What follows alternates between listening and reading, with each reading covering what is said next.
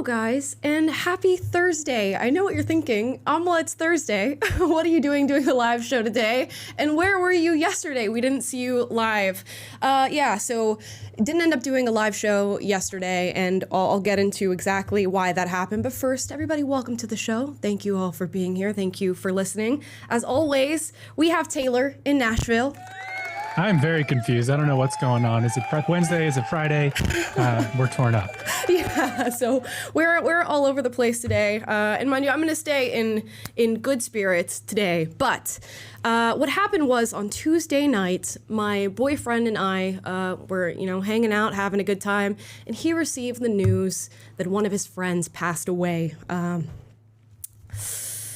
And unfortunately, due to suicide, which is really difficult news to get, and we sat and dealt with that for a while, dealt with that the next day, and it's just really, really, really unfortunate. So I wanted to open up today's show and just say to anybody who is listening right now, who might be dealing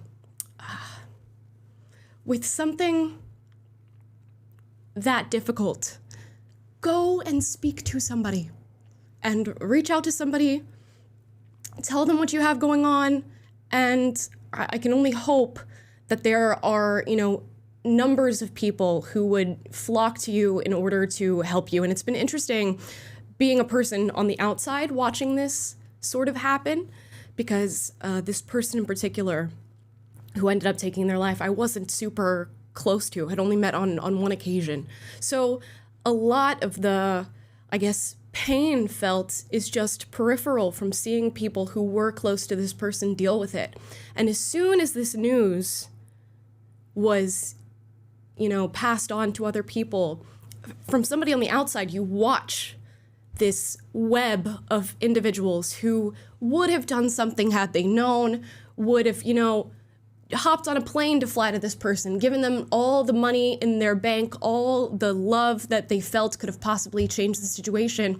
And you watch as just this web of people who wish they could have done something is created. So I guess my message for the start of this show is that you all have that web. I'm fully convinced, whether it is people who know you or it is complete strangers who would be there to help you in a situation like this. It exists. So if you are dealing with pain and if you are struggling, reach out to somebody and have the conversation and have the full conversation. Tell them everything that is going on. I think a lot of people tend to gloss over their problems. They don't want to burden others. And I think that's exactly the mindset that leads to something like suicide or taking your life. But notice and recognize how important it is and let somebody willingly take on that burden for you, because there will be people, whether they are strangers or people who know you and love you, that will take that on for you. So that is the message of today's show. And with that, we are going to go back to what we have always done on this show, and we are going to watch a Jubilee middle ground. I think it'd be a good day to watch people have what we deem to be very difficult conversations, go back and forth, hopefully have a middle ground. And if you leave this show with no other message, leave with the message that you should be able to have a conversation with people, reach out to them. It doesn't matter what the conversation is about, do so. And if you're not somebody who's struggling right now or having a hard time, reach out to the people in your life that may be, or have nothing going on, and just let them know that you are there for them, that you love them, and that if they ever need you, you are there. Okay? So, with that, let's watch Jubilee's newest middle ground, former conservatives versus former liberals. Let's do it. Oh, I'm not going to participate in your delusion. You'll never meet a Republican that uses pronouns. It's just a fact. It's only the left. Everybody uses pronouns. Just some people choose to Okay, well, announce my their pronouns now for the rest of the time are pretty princess. That's not a pronoun. What do you mean? Those are not even pronouns. Okay, so what are your Zize, Zen, Zer, he, she? We are approaching the 150th episode of Middle Ground, and we need your help to continue making more episodes. Join our Middle Ground Patreon community and make Middle Ground with us.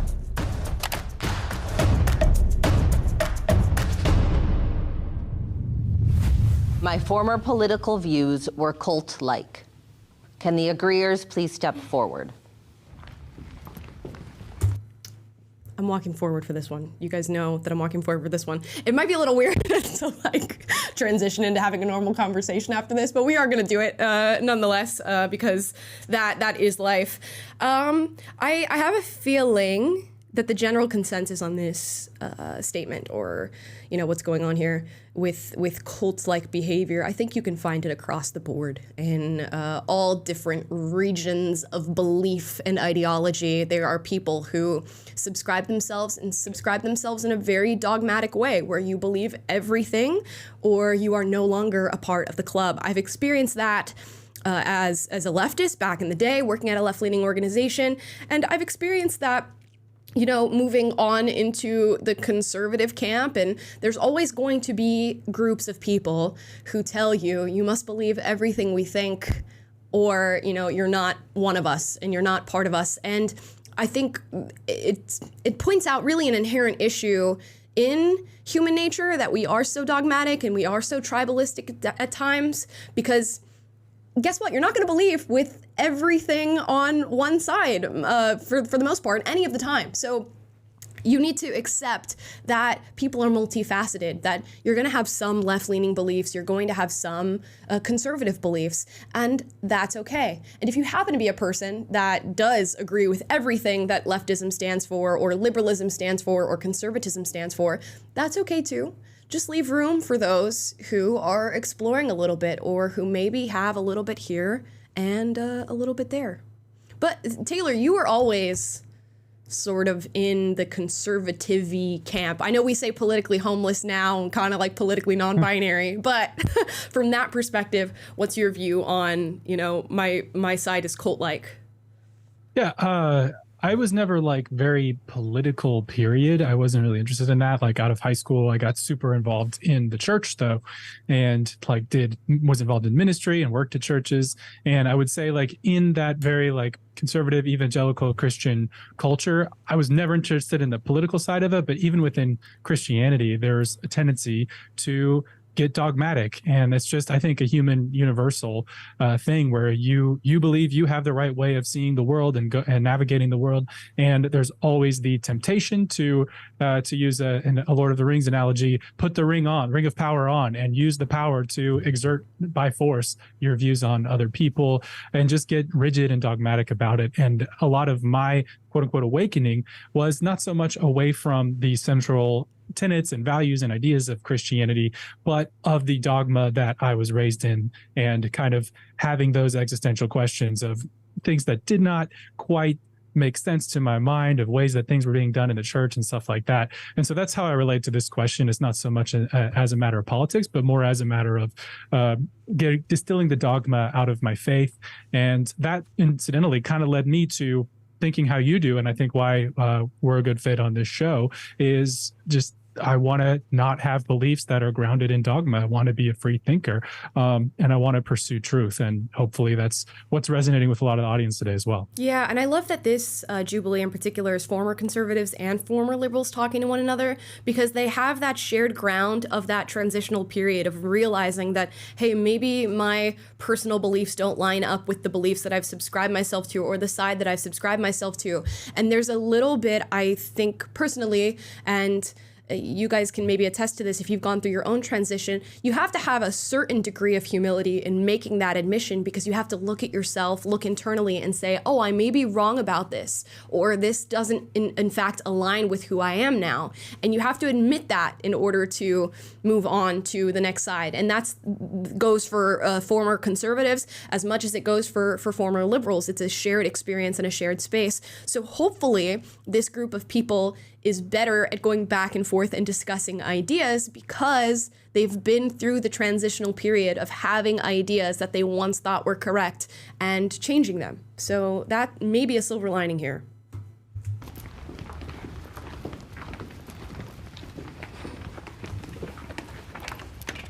I was going to say, I think both are just two separate cults. because which is so funny. And I think also sides have like ironically kind of switched, because as a Republican now, I'm like so anti-war. I'm anti-sending money to all these different countries that are not ours while people are sick from the water and children are starving. Anti-pharmaceutical, anti-big government, anti all these things. And I'm like, that is original liberalism. So I'm like, I think I'm more like independent, but I register and I vote as far right as I possibly can and always will. I think both sides are very tribal. Yeah. But in terms of cult, at this moment in time, I think the left is more cult-like. I was in it for 20 years, what's known today as the woke left, but we used to call it social justice left, progressive left. Known by conservatives as woke. Right, but here are some of the characteristics that I think make it more cult-like than perhaps the conservative side. One is that if you had questions, you had to check your privilege, or there was always some line that they would use to get you to stop asking questions, which is sort of cult-like. And then the other thing was there was this encouragement to separate from people who didn't agree with you. And so I slowly over time like whittled my world down to just people who were in the social justice left. And there was really, for people who left, which I did eventually, which was a long process, it's a bit like you become an apostate. You don't just leave or have different opinions. It's like once you leave, you can't come back. That is a cult. It's like Scientology. Well, I have perspective. Yeah, I mean, to what she just said, I think that is very much true, at least in my own personal experience. I feel as though the extreme nature of being ostracized from your said community, I think was far worse coming from the radical left than it is on the radical right. If you have your own personal experience with that on the radical right, let me know in the chat down below. But it was extremely dogmatic. It was really, if you do not toe the line of every single thing that is on this list, if you even have a question that would insinuate that you didn't agree, you couldn't ask the question. You couldn't come forward with it because you would never get an answer. Second, you would be completely ostracized for even asking the question in the first place. And that's crazy because a question could lead you to the very same conclusion that the person you're asking has. But because you're not able to even have an environment open enough to ask the question and to explore the conversation, it just completely degrades the movement itself. It degrades the ideology for the person who is now experiencing skepticism. So what you in fact do when you don't allow for question and open conversation is you can, for lack of a better word, radicalize people in the other direction. Because when I had questions about leftism and, so woke dogma, everything from immigration to transgenderism to questions about race relations, nobody would answer my questions. So what did I have to do? I had to go on the internet. I have to go find other people who are willing to answer those questions. And then you find like the Larry Elders and the Tom Souls and all these different people who are actually willing to have the discussion and willing to have the discussion with people who disagree with them. And then you go, oh, this side is far more open. This side's actually giving me real answers. This side seems to be led with more fact than emotion. I'm going to move over here. And I think you can do a pendulum swing where you move really hard in the opposite direction and then suddenly it starts to even out as time goes on. But I'd never felt more cult-like behavior than when I was on the left. And again, it could be true, could be not true. I'm telling you, that is most definitely how I felt, and most definitely what seems to be shown on the internet the most, and what I'm seeing on the internet the most right now with this conflict, Israel and Palestine. I think we can see a very strong movement in a particular group of individuals who, you know what, by and large, I can agree with, coming after others and saying, you must take this stance and you must, say X or put this in your bio or do whatever. And the forceful nature by which you come at these people actually ends up destroying your entire movement because it invalidates real things that are happening when you go and attack people who are maintaining neutrality or who maybe have their own personal feelings but don't feel comfortable sharing them. It really doesn't work to be cult-like in any way on the right or the left. Yeah, anytime it's a shameful thing or something that could be perceived to be threatening or just a hush-hush taboo, just to bring your honest questions to the table, I think is a giant red flag of whatever group or party or thing that you're involved in. you need to be able to ask questions honestly. And I kind of always had this maxim. And again, I talked about my faith journey earlier. Like I had this maxim that if this whole thing is true, then God's not afraid of my questions. And similarly, if the ideology, if the party, if the group that you're a part of is right and has the right positions or whatever it may be, then they shouldn't be afraid of honest questioning. Now, there is such a thing as dishonest questioning and manipulations and all that, but coming to the table with honest questions should always be well received by people who are truth-seeking and by people who are not trying to control you, but really trying to help you on your journey in seeking the truth. Yeah, most definitely. And I guess I will point out maybe a right-leaning example of this that's happening right now. I don't know if we can describe it as cult-like, but it's starting to feel more and more like that. I'm watching like what's happening between Ben Shapiro and Candace Owens. You'd think that like as two adults, you'd be able to like sit down and have a conversation about this. It seems like Ben is more the perpetrator of that not happening than Candace is. But you're watching it and going like, what is going on here? That this cannot be solved in some way, shape, or form by you two having a discussion and agreeing to disagree. And it's just wild to watch it all play out. And I'm sure, you know, it is good PR for all involved, is it's getting a lot of eyes and stuff like that. But I mean, it's just so strange to me, the vitriol and cult-like behavior that I'm witnessing on the internet. And I was talking to a friend earlier about this. I feel like with everything going on, it's never been more mentally taxing to be online and to watch like groups of people just bark and bite at each other on this issue, that issue, the other, and it's just nonstop in a constant cycle on the internet where you just know it can't be good. It can't be good for your mental health to be watching this stuff. It cannot be good to be consuming it. But luckily, this conversation has maintained its respect so far, and hope that continues. We're only 2 minutes in, which means I'm talking too much, and we're going to keep watching. Perspective, because I came from a really religious background, and there's a lot of shame around believing something other than what you're taught. Because of that, it makes you feel like you can't express any questions without being told that you're going to hell, you're going to be exiled from your family. And so when I started thinking a little bit outside of the lines of what I was always told, family members literally to this day will not speak to me, will not look at me in family gatherings where you're just supposed to be like, you're my family, aren't you supposed to love me endlessly? And in turn, they've exiled me because I don't believe the things that they believe. And I think that's horrible. Yeah. Yeah, agreed. By the way, I Yeah. am ironically like pretty far known as far right in my community, and then ironically very leftist at times because you can't please everyone. But I have never cut off a person because of their political beliefs in my life, but everyone on the left did it to me. I will say from my own experience, but coming from the opposite. So especially when the George Floyd incidents were happening, it was kind of, you know, a consensus that you should be BLM, rah, rah, rah, all cops are bad. And just me questioning that within my own circles, it's like there's a lot of pushback and it feels a little awkward because I'm just, you know, it's literally just asking questions. If I did have to, you know, point a finger, I would point it at the left or the liberals for feeling attacked by words that are said on the other side. Because there's not a lot of, you know, conservatives that are like, oh, you said there's more genders, I'm offended. I'm personally attacked by that. That's literally only one side. Yeah, it is. Can the disagreeers please step forward?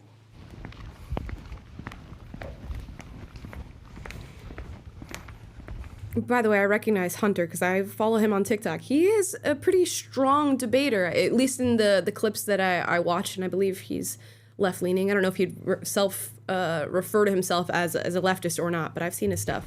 I honestly think that both sides have very tribalistic tendencies at a time. As far as the question, like, were my beliefs personally cult-like? I don't think that I was in a cult. And I mean, even I think you mentioned that like conservatives don't get offended by speech as much, but conservatives get offended by pronouns. They got offended by Mr. Potato Head. They get offended by all kinds. Really stupid things. Yeah, they get very triggered also. And for me, when I left the right, that was something I noticed because I started off as like anti-SJW, triggered feminist stuff, and I'm like, the right is kind of becoming this way too a little bit with some things, like very offended and triggered. I would like to push back a little bit about conservatives being offended by pronouns. I think it's more so that they are being forced and to acquiesce to the pronouns of other people, which is, you know, a form of, you know, controlling speech. Well, don't conservatives get really mad like when the whole pronouns and bio thing? No.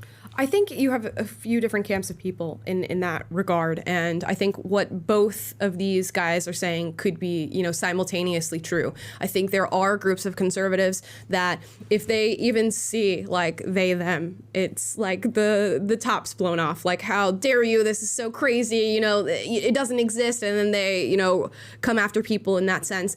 Then you have another group of people who says, you know, it's totally fine that you are referring to yourself as they, them, or you want to use neo-pronouns or whatever the case is. You just don't have to come to me and tell me what I have to call you. I'm going to adhere to reality, and in this sense, you can call yourself they, them. I'm going to call you what you actually are. And then I'm sure there's another group of people who are conservative in nature, but listen and respect, you know, people's pronouns that they choose, and say, you know what, if you want to be called they, them, even though I don't personally believe it, I will call you they, them. I sort of teeter in between two different camps. Like if I was talking to a trans person one-on-one, just for the sake of, I guess, brevity and making things convenient, I'm going to refer to you as your chosen pronouns. Like when we went over the Jubilee and there were all these trans people going back and forth, for the sake of just pure convenience, I'm going to refer to you as what you're calling yourself, because it just makes it easier to have this conversation and to explain what's going on. But also, I will not have my speech compelled in any way, shape, or form. If I choose to use somebody's pronouns, it will be on my terms and at my discretion. So I think there's all different types of groups of people. It's hard because when you have these conversations, you have to get into hasty generalizations and say conservatives are like this, leftists are like this, and there's not a lot of room for nuance in a 38-minute video. So that's what we're dealing with. No, and we just watched another Jubilee video where one of the participants who was on the conservative side and who I by and large agree with, who was an older man, was getting very emotional and angry and sort of unable to keep himself composed when he was bringing his opinion to the table about, I think it was child transitionings and things like that. And it just never bodes well. And you talk about this all the time, to allow emotion to overcome your ability to speak and your reasoning with people. It's okay to be passionate about issues, but like funnel that passion into trying to be more persuasive. And to be more persuasive, you have to keep a cool head. And I think that, you know, this idea of like people being triggered on both sides, like generally speaking, let's not get triggered. Let's keep our wits about us and not freak out. But also, I do think there is a little bit of a distinction in my mind, and people can correct me if I'm wrong on this, but it seems as though conservatives are generally in defending the tried and true status quo, the things that have made civilization work, and then on the left, they're usually trying to bring in new ideas and change the more rigid things that we've held on to maybe too long, or just introduce new ideas into the fore. Whether they're good or bad, it remains to be seen. But for me, when I hear conservatives are triggered, it's like, well, they're responding to a new idea, or I would say an aggression from the left to bring in this new language and insisting that this be imposed on me. And then the conservative can appeal to science in this case, or the tried and true things of civilization, and the leftists that are stereotyped as snowflakes or whatever usually are appealing to their emotion, their need for a safe space, their need for to be affirmed in some capacity. So they're more appealing to feelings to justify their position, whereas the conservatives are in my mind more appealing to logic, history, and facts. Yeah, that's a good distinction to make, because it's totally different when you're creating the issue that is now being triggered. Like, it's totally different to create an issue and to like think up pronouns out of nowhere and then try to enforce them on people than it is to like respond to somebody who is moving against what has been traditional. So yeah, that's a very, very valid point. Look, you have pronouns. I get what both of you are saying, because my thing is like, why would I ever care if you have pronouns in bio, but I will never call you by I think them. it's more that people just view it as a tribal signifier. So in the same way that someone might view, oh, that person has a cross in their profile. Yeah, I mean, like, I've definitely, like, if I see pronouns in someone's bio, I'll roll my eyes. It doesn't mean that I, like, hate the person or not, but it is going to signify to me, in 95% of cases, I'm going to know exactly what I know exactly who you are almost, so I'm just going to stay away from you. You're going to assume that you know a bunch because someone has pronouns. But why pronouns in their bio. Because I'm not going to participate in your delusion. And my thing is like, you'll never meet a Republican that uses pronouns. Well, there's many things that you could assume, and you could use the very same, example that other woman just used. If you had a cross in bio, I can assume that you're religiously adherent, that you're Christian, and that comes with a lot of other beliefs that are paired in with that religion that you could assume one has. Now, we know what assuming does. It makes an ass of you and me, but 9 times out of 10, you'd probably be right about the person who has the cross in the bio. Just the same, if I see somebody with pronouns in bio, I can, relatively make the assumption that you adhere to gender theory ideas. You are more open-minded when it comes to things like gender and sex. You could even extrapolate from that maybe they're a leftist, which means that they're on the same race bandwagon as other left-leaning people. There's a ton of things that you could, see pronouns in bio and assume this person might believe. Are you always going to be right? No, but it's just probability at that point. And the probability is that is a left-leaning person who believes in other left-leaning ideas. Simple as that. Just a fact. It's only everybody uses pronouns. Just some people choose to announce Okay, well, my their pronouns now for the rest of the time are pretty princess. That's not a pronoun. Well, okay, hold on.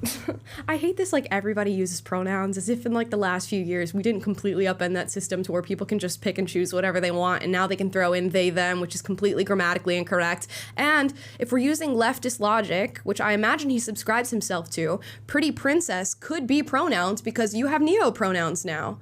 So unless he's saying that he doesn't adhere to people's neo-pronouns, which is now a pretty big thing within, woke leftist circles, if he's saying that, then I guess pretty princess is not pronouns, but you'd be denouncing an entire group of people who think that their pronouns are Skittles and Starburst and all this other stuff. So I don't know.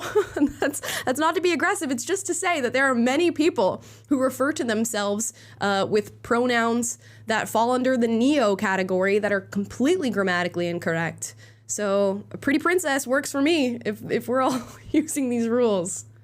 Yeah, I think that's another important distinction to make in this conversation is there's kind of preferred pronouns where someone who identifies as trans, now they identify as the opposite sex of what they were born as, prefers to be called by that sex. And then there's neo-pronouns, which are all the, Lorax and Starbursts and all the things that we've seen on TikTok and all that. And so someone raised that. I made a poll in the chat and said, would you use someone's preferred pronouns? But it didn't occur to me to make that distinction. So I'm curious, what's your position on this? For me, I remember meeting somebody that I used to play volleyball with who 100% thought was a woman when I played volleyball with them, and later learned that she was a Thai lady boy who had been living as a woman for however long and totally passing. And I met them as a woman and only ever referred to them as she as a woman. And I continue to do that after finding it out. Now, if somebody asked me to call them Starburst or call them they, them even, that's where I might draw the line in that situation, because now you're asking me to use this new language or whatever. And then also if you're just doing it to mess with me or whatever, if you're not really presenting convincingly as opposite sex, then it becomes more case by case. But I can think of a situation, I guess I'm trying to say, where I would use the preferred pronouns, but not necessarily neo pronouns. I wonder where you're at with that. Man, it's just so situational. Obviously, I don't think I have the mental capacity to use neo pronouns for somebody. If you tell me to refer to you as Skittles, I'm sorry, it's just not happening. And I'll just flat out tell you, this is not out of disrespect to you. It's just not happening, and I'm not doing it. So we can decide how we want to proceed. Do you still want to have a conversation, or there's the door, because I'm not going to deal with this today.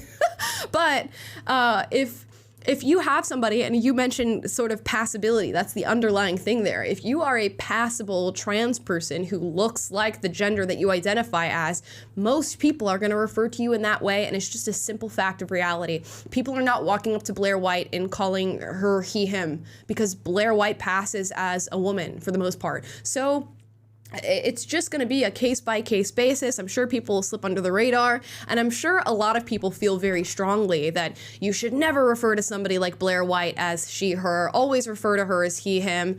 But at some point, it just becomes difficult and taxing on the human mind to do that when somebody is managed to to pass. And you bring up the ladyboy thing. Yeah, you go to Thailand, man, you're gonna have a really difficult time figuring out what people's biological pronouns are.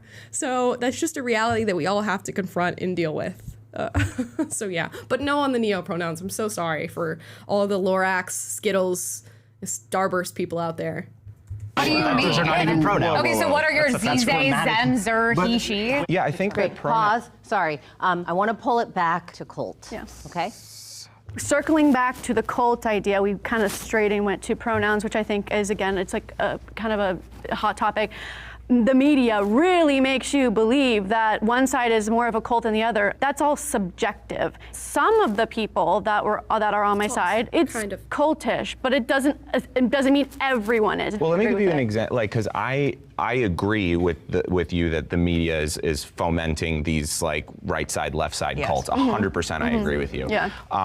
So like when I quote unquote like left the left, it was because I had begun to question the policies that were surrounding the whole COVID situation. And I experienced cultishness on the left and the right for sure. But what I found was if there were people who were willing to listen to me, they were like 95% of the time they were on the right about like, I think the government is trying to control us. I think that they're trying to force us to do XYZ things. I only found ears on the right, except in maybe 1 or 2 cases. So like for me, I was like when the prompt is like, oh, the left is, or your former side is a cult. That was very visceral to me. There was a section of the right that I could talk to, and they didn't feel like there was a section of the left. Well, you can always. Gosh, it's so difficult, man. It's just like, it shows how this like splitting of human beings into 2 separate groups has really destroyed our sense of self, the way that we think about things, the way that we converse, because it immediately just becomes, I don't know, like something driven into the machine that makes it not work anymore and gets the cogs all clogged up, because there are so many things that left-leaning and right-leaning people would agree on, and specifically in the realm of what he's talking about, not necessarily trusting the government and institutions, even though we view that maybe through 2 separate lenses, the sentiment there is the same. So imagine if people were able to converge and have a discussion about where their distrust lies and why it lies there, and you know how powerful you would be as a collective group of people who has this distrust and is following their skepticism and asking questions. But does anybody want that? No. So yeah, they're going to pitch you against each other any chance that they can, so that you're squabbling over ridiculous stuff rather than looking up at the people who are profiting off of what you are squabbling about and going back and forth on. And you know, as this breaks down your families and your friendships and you're cutting people out because of their toxic political beliefs or what side they're on, all these people are just like making money off of our backs as we are dealing with this day to day. So it is so refreshing to see a group of people who technically represent 2 separate sides. They all sound very, very similar to me. And where we might have small social issues where we disagree on how to treat them and how to deal with them, I think by and large, you will find that there is much more that we agree with than anybody would ever let on or let us know. We did get a $50 super chat I'm going to read real quick. This is from Movement NZ. Says, why, hello there, Amala and Taylor. Thank you very much for being yourselves and for keeping your minds open to others and their opinions. Your approach to these discussions always comes out as incredibly well thought out. Aww. Stay golden. Thank you. Oh, stay golden. I love that. And I hope that is a reference to The Outsiders. I think it's Stay Golden, The Outsiders. But that's a brilliant book by S.E. Hinton. Well, you need to read that book or watch the movie. There's a movie adaptation that's quite good. The Outsiders by S.E. Hinton. Anyways, I digress. Thank you so much for that comment and for your appreciation and support. We really greatly appreciate it.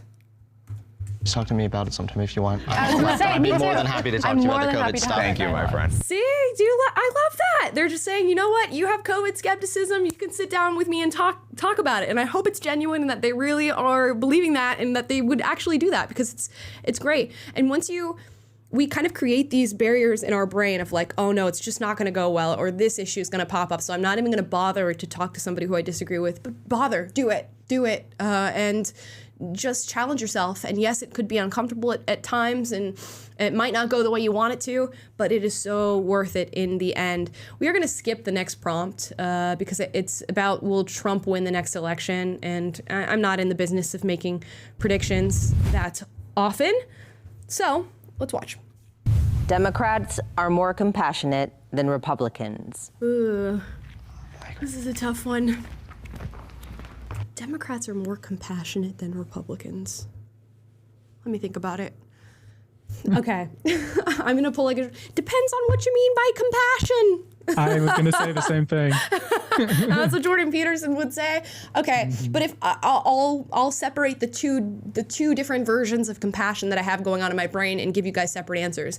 If we're talking about compassion in sort of this emotionally led, sympathetic, empathetic type way, where you are constantly worried about who's struggling the most, or the person at the bottom of the ladder, or how to uplift the impoverished and the suffering, I would say that Democrats are more compassionate than Republicans are.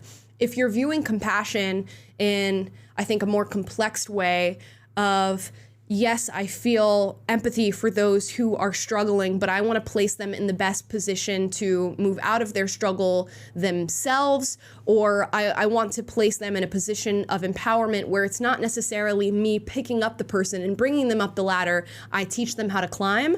That would be the more Republican right-leaning stance. And I think a lot of people view that as not being compassionate, and they'll throw out that like pick yourself up by the bootstraps line. And it can be valid in some sense, because if you're going to tell somebody to pick themselves up by the bootstraps, you either are going to have to give them bootstraps to pick themselves up by, or you're going to have to teach them how to make them. And if you are just throwing out that line to people and not recognizing that they might not have bootstraps to pull themselves up by, then you've lost the compassionate part of your argument. So it just depends which one you're talking about. I view a kind of tough love compassion as being more Republican than Democrat. But if we're talking about that softy, emotional sort of compassion, then Democrats take the cake. I agree. And since you invoked Jordan Peterson, I'm going to expand on that a little bit. Sure. But he talks a lot in terms of, chaos and order. And then he invokes the archetypes of the masculine and the feminine, as the masculine is usually associated with order, imposing sort of structure and order on society, and then the feminine is associated with chaos, and that's like let's introduce new ideas, let's be very compassionate and such.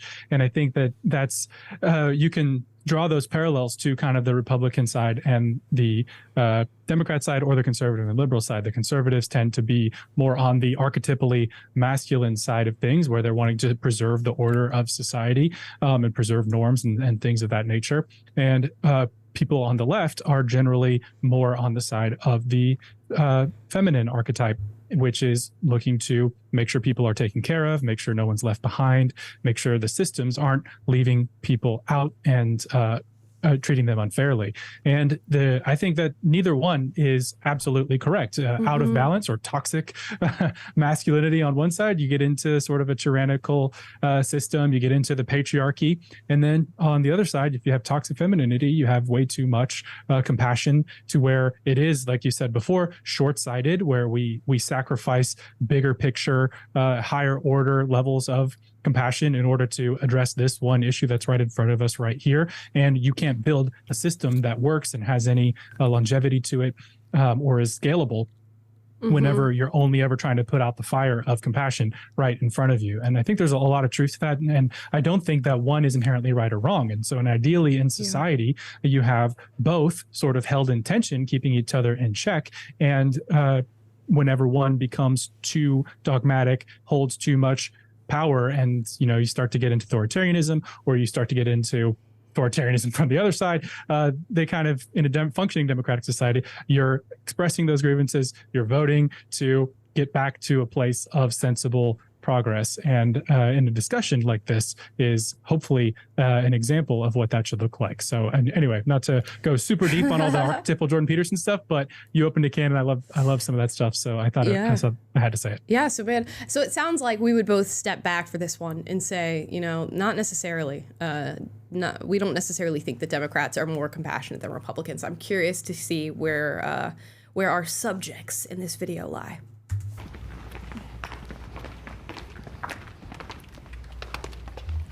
Fancy meeting you here. I was waiting for someone to say something. And I hate it. You know I don't want to be sitting here. I will say, I do think the left tends to be more emotional. I would assume that would come with feelings of empathy. And I will say, people on the right, I am not actually very popular on the right. As soon as you disagree on certain things, I mean, the death threats, the hate. Yeah, so you're liberal now. And I'm like, and there are certain things like abortion's a hot topic. I think it's a little crazy and it's a little too far. I would hope that in the future I become a more middle voice in the Republican Party. But I do find in general, like people on the left, I think because you're more emotional, inherently you're gonna care more about people's feelings. I'm not really one to care that much. That's why I'm on the other side, you know what I mean? But I'll give you guys that credit. I actually agree with what you're saying a lot, because they've even done like literal brain scans, and they can actually predict people's political beliefs based on their brains up to like 80 to 90% accuracy. Like, it's insane. And Brain scans of people taken while they performed various tasks and even doing nothing accurately predicted whether they were politically conservative or liberal, according to the largest study of its kind. Okay, well. So I think, well, you're right, that people on the left do tend to think more so, I think it's with their left side of the brain, that has more emotion involvement, which can be both a blessing and a curse, I think, at times, because politics are also about factual information. And so feelings are obviously not all that matter. But yeah, Democrats do tend to be more compassionate at the end of the day. Yeah. I wonder if accessing the side that has more emotion actually makes you more compassionate, because I could see the other argument being made that rage is also an emotion, and feeling, enraged or angry towards other people. If you have that, if that's more easily accessible to you as a person based on your ideology, how does that factor into the compassion that you feel for other people? I think we're equating being emotional with being empathetic, and I don't know that is necessarily true. I think there's a lot of people, left, right, and center, that feel a deep amount of empathy and compassion for others and let that lead the way in the decisions they make, or they feel it and they can access that part of their brain and they know what they're feeling in that sense. But some of us more, like logically minded or analytically minded individuals will acknowledge that that's how they feel about something, but move on to what is logical and factual. And if you have people that go from left to right or from right to left, that means that we're all accessing, similar areas in order to get there. So I think it's just about what takes the cake at the end of the day, like what overpowers the other. And yeah, I would love to see that study and see whether or not rage and anger factors into that left side of the brain being more active as well. Yeah, and I think a wiser way to approach that information, I've never seen the studies or looked at them in depth. It seemed like they quoted it accurately, and it rings true. I mean, I know I've heard about Jordan Peterson's, again, invoking him. He talks about the psychometric ocean test, where they test you in agreeableness and conscientiousness and openness to experience, and like people on the left generally score much higher in certain psychometrics than people on the right, and those are generally thought of as innate characteristics. So I see what they're saying there. Yeah, fair enough. Okay, so maybe we'll see. I want to see what the disagreeers have to say once they walk up as well. And when I was on the left my whole life, and like I was literally an emo kid. So it's like funny being on this side now. Now I kind of like, I'm a lot more analytical about things. I try to cut the emotion as honestly a survival tactic at this point. I agree with that too, because for me in my personal journey, it was very close to that. Like my mom used to tell me that. She's like, you have like zero empathy.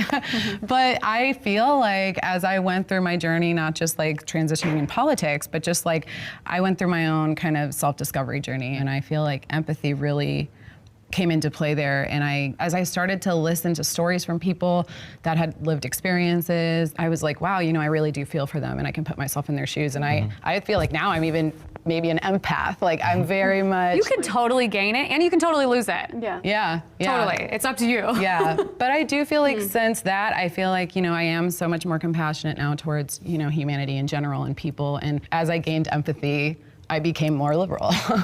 I think Democrats are much more concerned with like social programs that help people who aren't themselves. And I think that they often are the leaders of the civil rights movements of our time.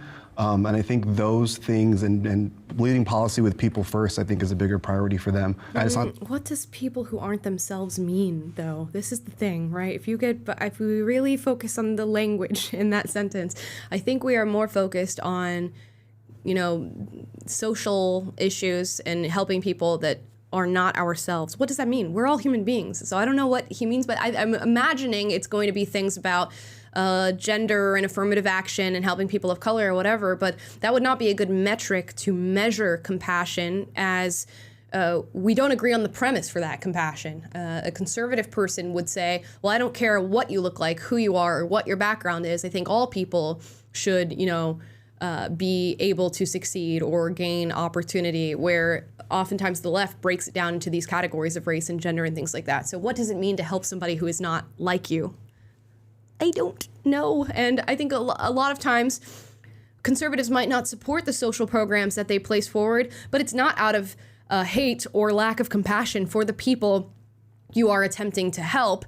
It's because they look into the policies with, you know, the more analytical, you know, brain and say, oh, well, this is not actually going to help people. You're in fact doing the opposite. You're hindering them. You're keeping them in a place that is not going to bring about flourishing or success. So I'm not going to support this, and it's not because I hate those people or I cannot empathize with them. It's because what you're doing is not helpful. So it's just difficult. I don't know.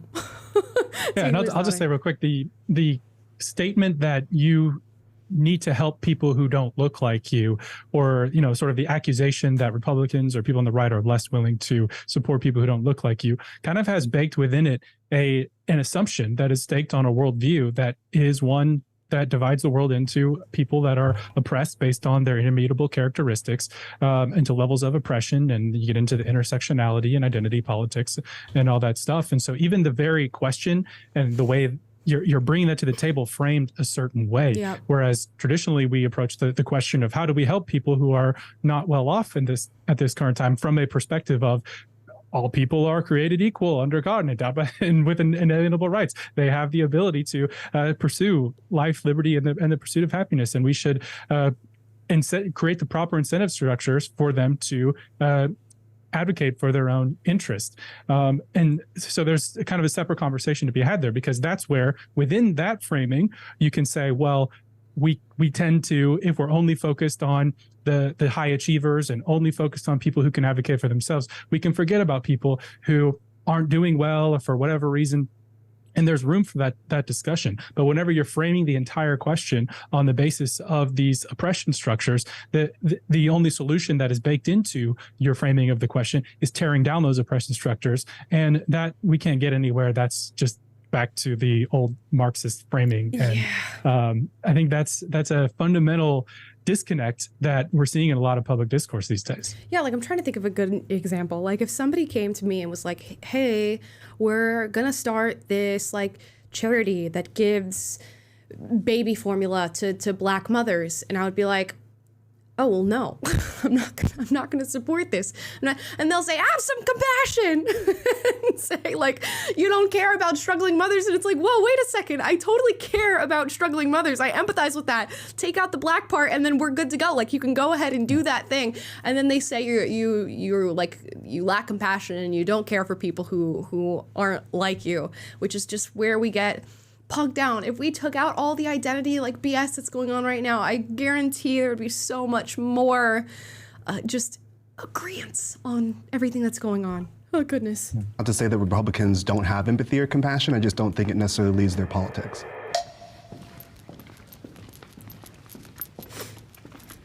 Okay, disagreeers.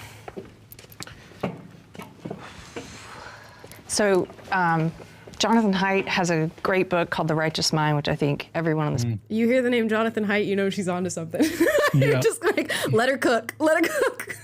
panel would love it probably.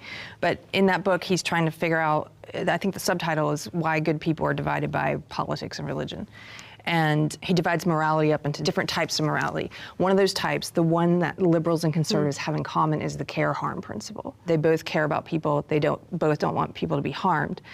But the difference is that they have different definitions of what's going to harm people and what's caring for people. And I thought that was really interesting when I started leaving the left. I thought, oh, Republicans don't care about people, that's why they oppose raising the minimum wage. And it wasn't until I started listening to other points of view that I realized, oh, they oppose raising the minimum wage because they think it's going to harm people, because you're going to get fewer hours, fewer workers, people are going to get fired. And so it's not that we disagree, liberals and conservatives, on the why. Like, we agree on that, why we should care for people. We disagree on the how. I agree with that 100%. But adding more to that is my way of showing compassion would be to tell someone that pick yourself up by your bootstraps. Like, you have more potential and you can do this, as opposed to someone else saying that, okay, the government should step in and, you know, support you and do X, Y, Z for you, which in the grand scheme of things isn't going to benefit that person. It's going to teach them that they can rely on a bigger being to be, you know, their support system.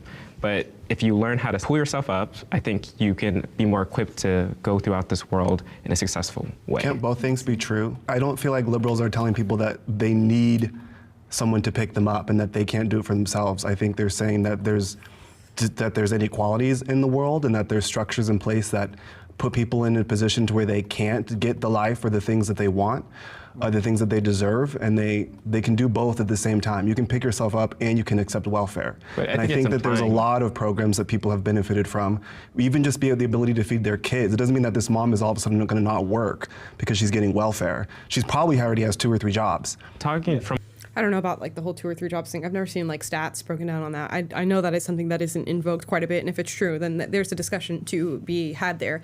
But there is this sort of general sense, at least I get in hearing about leftist policy, that we do want the government to take care of a multitude of things. And, you know, welfare and, you know, EBT, food stamps and stuff like that, that's very different than, I would say, other policies. Like, let's do affirmative action in college, or, you know, certain corporations, like, wasn't it... oh my gosh, American Express and all these people saying, oh, we're going to give loans out to black people first or to people of color first, and we're going to prioritize them in this way. And just different policies that I feel go beyond the nature of simply giving somebody basic necessities and laying the groundwork for them to be placed in a better position. I think those are 2 different discussions. And if you look at just the depth at which welfare has harmed a lot of people and the extent to which it goes, a lot of it, when you look into it, is going to be, you know, left-leaning people advocating for it. So I think there is a healthy balance. I'm not anti-welfare or anti-helping those that are not necessarily in the position to provide for themselves, and especially their children. And I think there's many other countries outside of the U.S. that do what seems to be a phenomenal job in helping people. But it's just difficult when you look at the U.S., which is just like a country like no other, with our population size, the different demographics of people who live here, all the different issues that we deal with as a country. It's hard to have a hard and fast rule as to how we deal with it, which is why liberalism, leftism, whatever we want to call it, and conservatism balance each other out. And that's why you kind of need the 2 people to argue back and forth about what's good for others on the basis of welfare and social programs. Because I'm not anti-social programs. I think there's plenty that could be instituted, or plenty that we have instituted that should go on, but maybe they need fine-tuning. If you're a person in a down-and-out position and you need help, I would expect that the government that you're paying taxes to would be capable of helping you. And I think, again, this is another issue where left and right could agree if we weren't so stuck on the other issues that we're arguing about right now. Left and right, I think, can look at the world right now and go, why are we sending money to Ukraine? Why are we sending billions of dollars? Why are our corporations sending and government sending billions of dollars to Israel? Why is that happening right now? And I think for the most part, if you polled people or surveyed them on that, they would say absolutely not. Use it for our issues here on the ground in the United States. Now, what issues in particular, that might be where we start to, pull the gloves out. But on that general basis, we agree. So I don't know why we can't just come to the table and have a conversation about how it should be used, because if I'm paying taxes, I expect to benefit from that payment. Or if I'm not the beneficiary, I expect at least another American citizen to benefit from the taxes that I'm paying. And they're not, so. From my own experience, I think if I'm being told, as I was, that I am oppressed and that there are systems against me, I am not going to have the same capabilities of lifting myself up from that if I'm maintaining the mindset that I am oppressed and that I can't do something. Instead of saying that I could have done better, I'll be like, oh, the system's against me. I am I feel like black people are told not that, they're told they have to work twice as hard, so they do. I don't think that black people don't try because they're told that they're oppressed. I think that they are told that you're gonna have to do more because of discrimination. Yeah, I think. Except that's not, it's just in fact not the case. Of course, there are going to be black people who hear the narrative that we have today and they're going to go, okay, now I'm going to hustle even harder. There's going to be a group of black people who do that. There's also going to be a group of black people who go, F that, I'm not going to do anything because this system is pitted against me, so why should I do anything whatsoever? And they're just going to say stagnant. There's going to be another group of people that not only are they going to say stagnantly, but they're going to say, you owe me something and I'm entitled to something based on how I was treated in the past, which is why we have all these conversations surrounding reparations and affirmative action and things that we believe ourselves to be owed based on what has happened in the past in this country. So it's just hard to just talk about people as these general groups when actively there's other groups of people saying the exact opposite. And still, we have all these policies that are put in place specifically for black people. So are you really having to work twice as hard? If you get the foot up when it comes to college, you get the foot up when it comes to job applications, to bank loans in some corporations. Like, at what point do we say the playing field has been evened, and not even that it's been evened, that you're now, a few steps up on the ladder in comparison to your white counterparts? When do we make that admission? In terms of compassion, I think that on the right there's more like a tough love kind of thing where it's like, you have to do this for yourself. We can't do this for you, but we want to encourage you to take initiative, and you can be whatever you want to be. And I think, on the left, it's like, well, we need to help everybody to, realize their full potential. I think both of those things can be compassionate in different ways. Mm-hmm. And I think to a certain degree you need both mentalities. Exactly. I think we need to find middle ground and say that on both sides are finding compassion, I guess, in their that's why I didn't step forward. Yeah.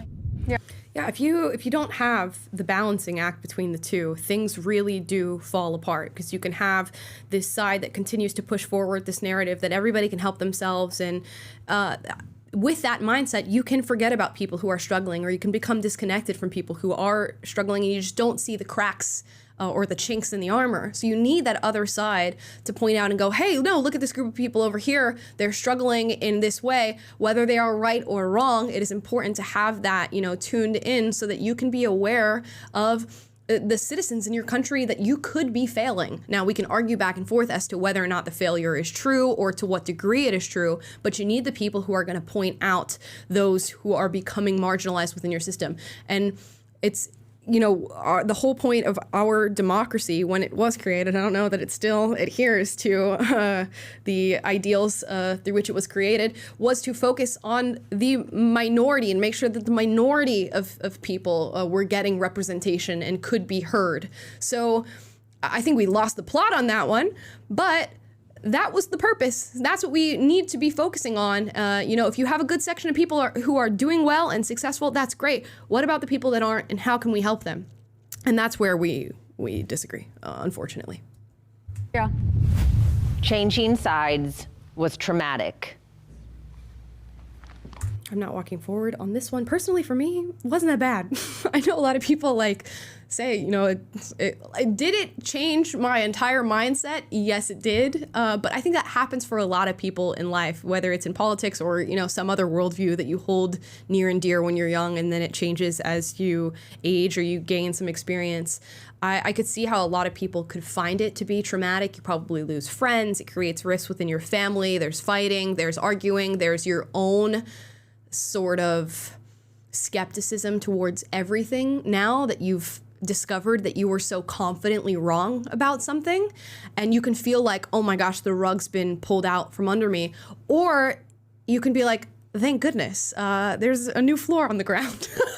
And there's something new to look at, and there's something new to learn about. And this time, let me try to do it right. But also, there's a depression that comes with realizing how fallible you are as a human being and how easily you can be wrong about something. But there's also this just alleviating factor to it all, a relief in the fact that it's okay that has happened, and there's somewhere else to move forward. There's something else to learn, and you learn so much about yourself. You learn so much about the world. You learn to have conversations. You learn at least where some of your blinders are. You start to recognize it in other people. I think by and large, it's a huge win to have your mind changed on any subject. Whether I agree with you on how your mind has changed or not, it is a really cool thing to be so confidently wrong about something and have to discover that you are so confidently wrong about it.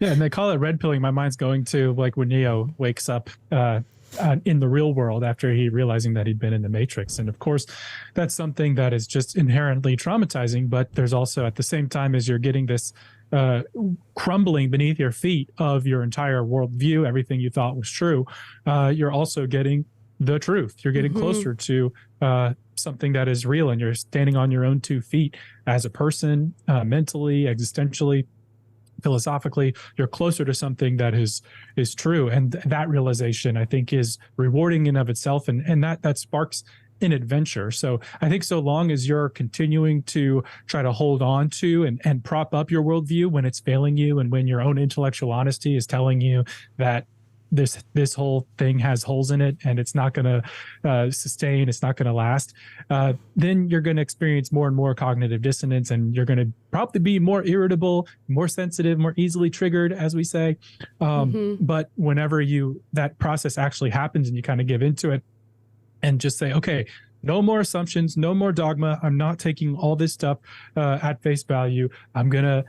It's sometimes it can be a painstaking process of kind of rebuilding. Where's the firm footing existentially on which I can plant my foot, and the ground's not going to give way beneath my foot. And speaking from my journey, like with the I don't want to call it deconstruction, because that's not really what I went through by today's standards, but just with my faith and stuff, that was kind of the process. And the cool thing about all that is when you are bought into dogma, you might look like a strong believer, but in reality, your faith or your adherence to the ideology that you're subscribing to is actually pretty weak, because it's built on a house of cards. You're only as strong as the whole collective thing holding together. But whenever you step out of that and you're building your worldview brick by brick, and you're investigating all these claims, and you're getting down to the facts, and with your own existential intellectual honesty as a North Star and as a guide, you come out of that so much more confident as a person and as a human being, and a stronger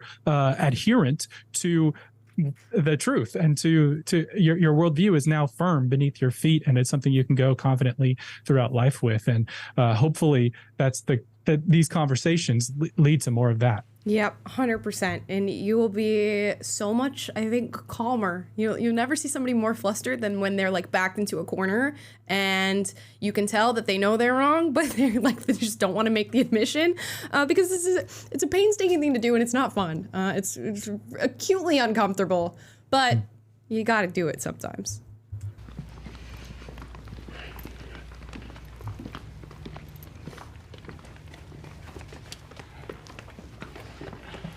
It was very, very, very traumatic. I've grown on the belief, that Black people are systematically oppressed, And that does a lot for a young person's perspective. And when I started to, listen to the other side and I started to dismantle that within myself, I felt like my whole life was really a lie. Not only that, but I was also a pretty big ally of the LGBTQ community. And then seeing transgenderism dismantled in front of me was also very discomforting because I have transgender family members, and I was very pro LGBTQ, and it's just feeling that like everything's just crumbling down. It took me a lot of time to cover through it, so it was. I remember the feelings very vividly. I mean, I have a different perspective because, again, we kind of are on different sides of that spectrum. I was raised militantly in religious and political ideologies my entire life.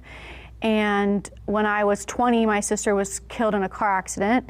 And because of that, and that extreme trauma that happened that had nothing to do with my ideologies, it allowed me to open up my eyes to the struggles that other people were going through, because I had never experienced something of that devastation before. So I opened my eyes to like, what else is going on that I'm not aware of, that I've been in this bubble being told that, no one else is oppressed. I was just told that they weren't real and that I had to be steadfast with my beliefs. And if I questioned them, then, there was this fear and guilt associated with it. And it caused immense amount of trauma that I'm still desperately working through to this day. I'm sorry for your loss. That's horrible. Yeah. It's funny because we're on different sides, supposedly, but we have a lot of similar experiences because the social justice or woke world, I was in it for about 2 decades. I worked with comedians who also were woke and pushed woke beliefs in their comedy, and I really was a true believer in it. I thought it was about ending racism and sexism, and when I started to question it, it was like, your whole world crumbling. I lost a lot of friends. They weren't friends, they were allies. That's the way I think of it now. I ended my career and changed my whole perspective. And I think the reason it's so traumatizing, to use that word, is because it's not just like you're changing one opinion on one issue. If you think of your belief system as like a house, you are literally bulldozing your whole house to the ground. She said something so good in there when she's talking about losing friends, because a lot of people refer to it as losing friends when you change your mind about something and suddenly these people don't want to talk to you anymore. She said, I don't view them as friends anymore. I view them as allies. And when you think about the word ally, that allyship is contingent upon a shared belief. So you are not allies if you no longer have that shared belief, that shared goal that you're working towards. So you're not losing friends. You're losing allies in whatever said movement that you've both decided to subscribe yourselves to. And if you find yourself surrounded by a bunch of allies rather than friends, maybe not abandon these people that you share your allyship with, but go and look for people who are true friends, which means that their relationship with you transcends your political ideology and the movements that you claim to be working towards in your life, because friends are very, very different when compared to allies. And starting over with brick by brick, what do I believe about this thing? I don't have an opinion yet on that because I'm trying to read about, I had limited myself in so many ways of what I was allowed to listen to or allowed to read, or, within that cult, there are people that you just don't listen to. I had never listened to a lot of conservatives. So. And that's a problem in and of itself too, is I think to have a good understanding of just society, of people of both sides, you have to be able to listen. I think not being able to inquire about why someone believes something that they say and then have a confrontation about it is why there's so much division. I think something I've learned through this whole ordeal is that anyone, anywhere, on any side that tells me not to ask questions, I'm going to immediately ask questions. Of course. You know what I mean? And you should be able to. Yeah. You should be able to ask questions on either side and just not feel like there's going to be daggers thrown at you for it. I might not necessarily agree, but I'm allowed to hear what you're saying. Yeah. I don't want to shut anyone down. Like freedom of speech. You're allowed to speak. I'm allowed to disagree. These people are awesome. They're having such a great, this is a great discussion. I think we'll do one more prompt after this one. I'll let the disagreeers come forward though. I was on the fence with this one because my experience wasn't necessarily traumatizing, but it was definitely really uncomfortable. My entire family are all like staunch Republicans, Trump supporters, and I'm one of the only ones that have actually branched off of that and away from that. And so I was silenced pretty much because I was getting a lot of pushback and I was getting a lot of hate and kind of being bullied for my views and for speaking out against them and what they believe. I feel like that's the one thing we have in common. I don't think all of us had a beautiful transitioning. Like I would like to put it in a positive way, it was the worst time of my life. I lost literally everything, which is weird because I always feel like I've been the same Emily. And as soon as you put politics in it, you're like this different person. I'm like, you guys, it's me. I've always been this person. But I will say, like on a positive note, like I lost everything. And I'm so happy I did. I would not have my boyfriend, my friends, my career, my spirituality. I mean, it was the hardest and best thing that's ever happened to me. And if people go through that, I think you can either be a victim or it could be the most hardest, most beautiful thing you ever go through. And I could not be more thankful. I feel very, very lucky. I think for me, it was less traumatizing and more empowering. I think knowledge is power. And I think when I started, I grew up, same as you guys, very, very religious and conservative, tightly knit family and community. And there was just a very limited allowance of what you could believe. And there was a very limited view of what America was, what America represented internationally. And as a queer person, it was also, conservatives were not super welcoming. And so for me, leaving that space and realizing, oh, the United States is not the beacon of hope that we wish it were internationally, and queer people are allowed to be happy and fulfilled. It just, to me, it felt like freedom, and it felt like, oh, I now see how America became the world's strongest superpower, and there's a lot of issues that come along with that power, and with the freedom we have, it comes at the cost for a lot of other people around the world, and I think getting that information and knowledge, it made me feel like my eyes were opening to the real world and not just what was happening in my community and in this country. It's interesting because I don't necessarily disagree with everything he said. It's just the lens that he looks through the world, looks at the world through. I can't get behind, which is just it's so interesting to hear.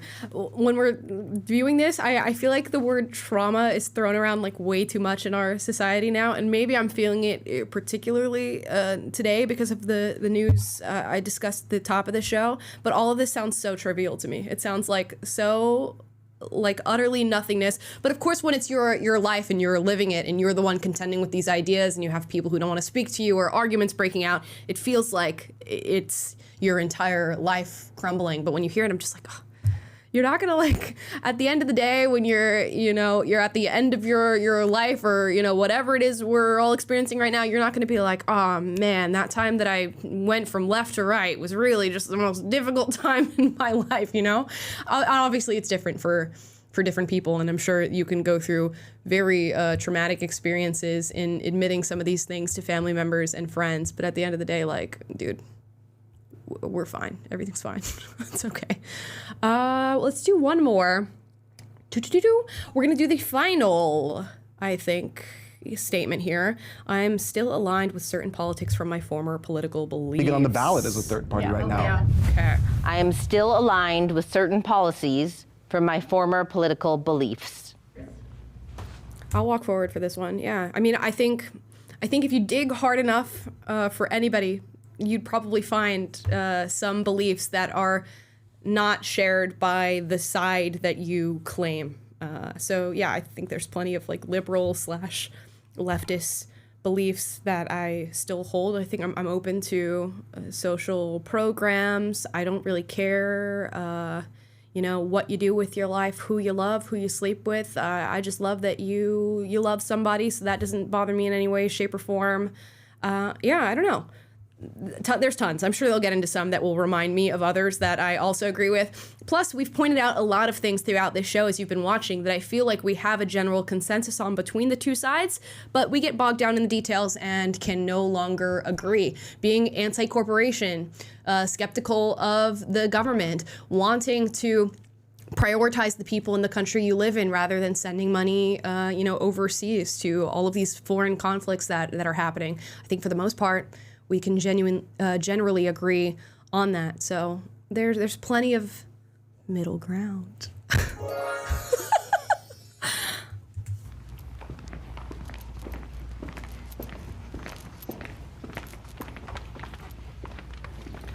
2 people stayed. I know the 3 problem people said stayed policies, but I'm definitely still okay with certain things that are generally seen more as like the conservative thing. I sometimes do agree with conservatives about like people being too sensitive, for example. Like I think that's definitely a problem, or the cancel culture thing, I think is a totally like a fair issue that is like a very real problem that can be talked about. So, yeah. I think when I thought of policies, I was thinking of I immediately went to the economy because, why are we going so far overseas and billions, trillions of dollars go overseas, but there are people that are literally outside a Starbucks starving. And I'm like, what's going on? Why can't we help this person? And that's where the conflict comes, because I'm like, hold on, wait, this is a more conservative idea. However, it's also a humanitarian, which I believe is the root of it, is we just need to get to a common ground with that. Yeah, that's literally me. I'm America first. Yeah, I was gonna say make America great again. That's not old school Bush conservatism. No. You know what I mean? It's funny, 'cause I'm like, why are we worrying about them when there is people literally starving in front of me, and I'm still pro-choice. That's an extremely liberal thing in my community. And other than that, I care about the planet. I care about the animals. Whoa. I care about regenerative farming. I think that should be the biggest issue being discussed right now. Yeah. The soil is, we die without it, and that is something not many people on the right are touching, and those are huge issues for me. Great point. And I think the right is sort of, hopping on that bandwagon and moving more in that direction. I mean, we all know the right is very much anti-big pharma, so that's a huge thing. And I think through that and other avenues, we're finding out just how a small group of people who own these major corporations are literally just controlling everything from your pharmaceuticals to your food to the media you're consuming and your entertainment to social media, all of these different things. I think at least I hope we are on the precipice of making what will be the most significant discovery of all of, human existence, at least in our era, that these corporations are taking advantage of every single person who is living on the earth right now. Every single accessible person, other than the tribes and lands they cannot touch. But I'm sure they're working towards it. They are playing a hand in your life and are puppet mastering what's happening right now. Now, I think we're on the precipice of that discovery in just a large sense of just everybody coming to this conclusion. I hope we're also on the precipice of action towards stopping this from being something that is allowed. Because I think if I was to get conspiratorial and draw up a whole map of all the problems that exist within our world, I think I could lead it back to a handful of corporations that are just throwing gasoline into the flames of our entire world. I mean, I can't think of a conflict right now that they are not in some way, shape, or form contributing to. And hopefully, if we can manage to get over left, right, this, we hate this group of people, I hate that group of people, whatever, real change could occur. And we have to get over our own selfishness and comfort too, which is a difficult thing to do. I don't even know how. The cameras that I'm speaking to you right now through are, probably contributing to some sort of devastation happening somewhere else in the world and lining the pockets of the people who are responsible for this. So how we do it, I do not know. All I know is there's an issue. That's all I know. Yeah, and getting back to indigenous cultures and letting the indigenous nations. They know what they're doing. They know, and we destroyed it. Well, exactly. We have a country, a territory, Puerto Rico, that's literally impoverished and in crumbles due to all the natural disasters, and yet we deny it. And the better we help ourselves, the more we can help them. We got to get our shit straight. I think that. I came out here to say I still hold a lot of the positions I held on the left, and it's kind of funny because I think what's left and right has changed. We don't even know what's up and what's down anymore, because I always thought when I was in the left for 20 years, I marched against the Iraq War. I was anti-corporations, anti-big pharma, anti-war, and now I feel like things have switched to such a degree that it's more of the right who's voicing those concerns when it comes to questioning big pharma, questioning corporations. And so I don't even know if that's accurate to say I hold opinions that the left holds, because I don't know if they hold them anymore. So I don't agree with any of the values that I previously had. I used to be a black supremacist. I used to be anti-American. I used to be a feminist. I used to be an ally. And as I've collected new information and I don't know how to say his name. Is it Javen? Haven? I don't know how to say his name. I have a feeling he's in the midst of a pendulum swing right now. I have a feeling that he is where I was maybe like a couple years ago or a year ago, where you've just discovered, just how deep the lies go on the side that you're on. You swing really far and say, like, there's absolutely nothing from that time that I can identify with or keep with me. And then you slowly start to just become a little bit more even-keeled. I can still sense, even though he has a very calm demeanor in the way that he's speaking, there's a strong sense of resentment there. And that's okay when you've been like lied to, or you feel like you've been lied to, although we can get into another discussion as to whether or not it's a lie if somebody truly believes it. But when you have that feeling, it feels like everything is crumbled in front of you and that somebody was responsible and somebody pulled the wool over your eyes. I liken it to, Dorothy finding out that the Wizard of Oz is just some crackpot old guy who's, standing behind a curtain. When you figure that out, you're pissed, man. And he can conceal it with his calm demeanor, but I think it's there. And obviously I don't know him, so what I'm saying could be totally false. But I have a feeling that, like, if you ask him in a few years from now whether or not he has some sort of leftist beliefs or left-leaning beliefs, the answer will be different. Now, he was asked specifically, do I still align with any of my former beliefs? So maybe he was extremely, extremely radical and there's really nothing there to find, but maybe there's just going to be a time where that changes. Evolved my understanding of the world. I am now pro-American. I see the alphabet community as an acronym for sexual perversions. I see feminism as inherently misogynistic and offensive, honestly. And I see my past black supremacist ways and a lot of pro-black things as very racist. And so it's a flip-flop, and I'm used to be pro-choice. I definitely not. It's obviously the murder of unborn humans, and I just think it's crazy that we don't see that, and there's no way I could ever go back to holding those beliefs because it just would be wrong. Never say never, because you've already changed once. Oh, never. I don't see. There you go. Never say never. There's again. I'm sure I'm a perpetrator of this. Sometimes, if you say things like never or always, things like that, it's probably you're more than likely going to be wrong. Like, you're just asking to be proved wrong. So, I could sense a little bit of resentment. I should have just let him keep speaking, because now it's undeniable. There's undeniable resentment in the way that he thinks, and that's okay. It's okay that he believes the things that he believes, but it's very, very clear that I think he's on the upswing from whatever it is he was coming from before. Yeah. I don't really hold any conservative values. I'm sure there's some you could find that I'd be like, oh, that's not terrible.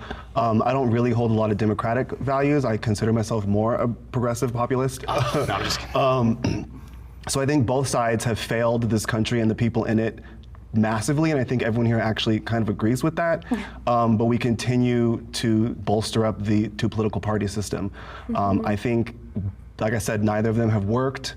Our country is eroding and deteriorating. You can't blame just one party, because every 8 years the White House changes colors, and it's blue and now it's red, and it's blue and it's red. Congress flips back and forth, and neither party has been able to consistently stay in power because they both suck. So we get one, we hate it, we switch, we hate it, we switch.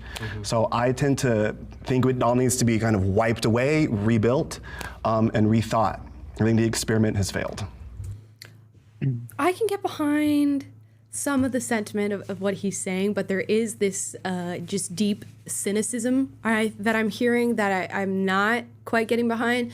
I can understand why, if you're a young person living right now, you're looking around at the country, what's happening with outside of our country internationally, and being like, everything is falling apart and it's eroding, I think is the word that he used. But there, in his whole talk that he just gave, there's no recognition of progress, no recognition whatsoever that right now, if you are living in America, you are living the best probably possible life that could have existed in human civilization. Really, if you're a human living right now, virtually anywhere that is, for the most part, civilized, you are leading a life that humans before you couldn't even fathom having. So it's kind of difficult to make the assessment that everything is eroding. I understand that there are lots of problems, and I do agree the two-party system is not benefiting us in its current state. Do I think it needs to be completely erased? Not necessarily. Tons of fine-tuning and tweaking. Tons of it. I don't know an alternative, so I can't speak to what that alternative is. And I think so often people with this revolutionary mindset, they dream of everything being brought down and, condemned and, taken out of its place, but they don't have anything to replace it with. So that's where my head is at. What were you going to say, Taylor?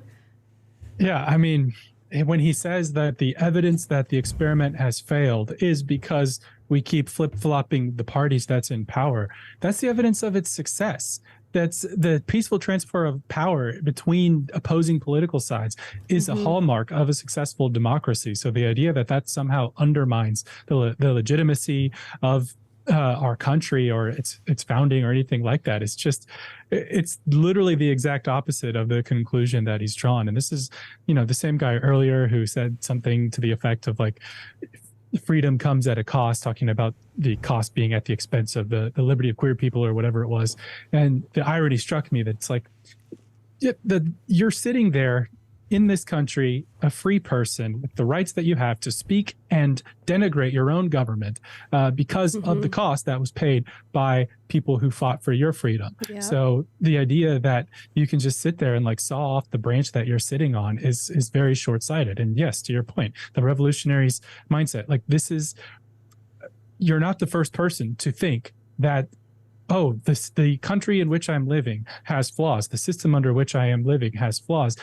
If only I could tear it down, I would replace it with something better. I and those who think like me would replace it with something better. What was it a few years ago during the BLM stuff? We had those protesters in like Chaz in Oregon who made the Capitol Hill Autonomous Zone. And before they were given their own government, they made their own little utopian state inside of the downtown Portland or Seattle or wherever it was. And within a matter of weeks, they needed food coming in to be delivered to them. There was rampant crime. Things were on fire. It was dirty. It was just a complete and utter disaster. And to say nothing of the revolutions throughout history, like the French Revolution, the Russian Revolution. We've seen this time and time again. Mao's Cultural Revolution in China, the way Hitler came to power. These are all revolutionaries who thought that they could replace the current system that they were living under with something better and ended up committing absolute massive atrocities and genocides because a lot of that traces back to fundamental flaws about human nature, flaws in the thinking of those people who did not have the humility to recognize that there may be value in things that I haven't earned yet. There may be value in the wisdom that's been passed on from centuries of Enlightenment ideas from civilization and it's like, no, this is year zero. It starts with me. It starts with my understanding of the inherent flaws here, and I'm going to make it better. It's just that is the exact mindset that leads to totalitarianism and atrocities. So yes. I'll get off my soapbox. No, it's 100% correct. And as you were saying all of that, I was thinking of our founding fathers and like the Continental Congress and how seriously these men took their position in the creation of the American government and of the American system. And these were men who sat and agonized over how you could place this country in the best position to, listen to its people, to have, the minority have a prevalent enough voice to make sure that they weren't forgotten in this country. And these men literally sat there and were thinking all day and night about the mistakes that they were making, how they could be forgiven for those mistakes, and how they could lead with humility in their power that they had over the choices that they were making, the policies that they were creating. And you know, the American transgressions aside, that sentiment is lost. I don't think we have politicians out there that are going to bed at night agonizing over whether or not they've done their job correctly or they've actually fairly represented the American people and our fellow citizen. And it's just not, it's not how they think about their power anymore. The men back then, and I don't want to use this to, you know, paint a broad brush over all of them, but literally in taking on their positions of power thought, I don't know if I'm capable of doing this. I don't know if I'm the person that should be able to do this. Are you guys sure that you think I'm the person who should be making decisions on your behalf? And when have you ever heard a politician say that? Ever.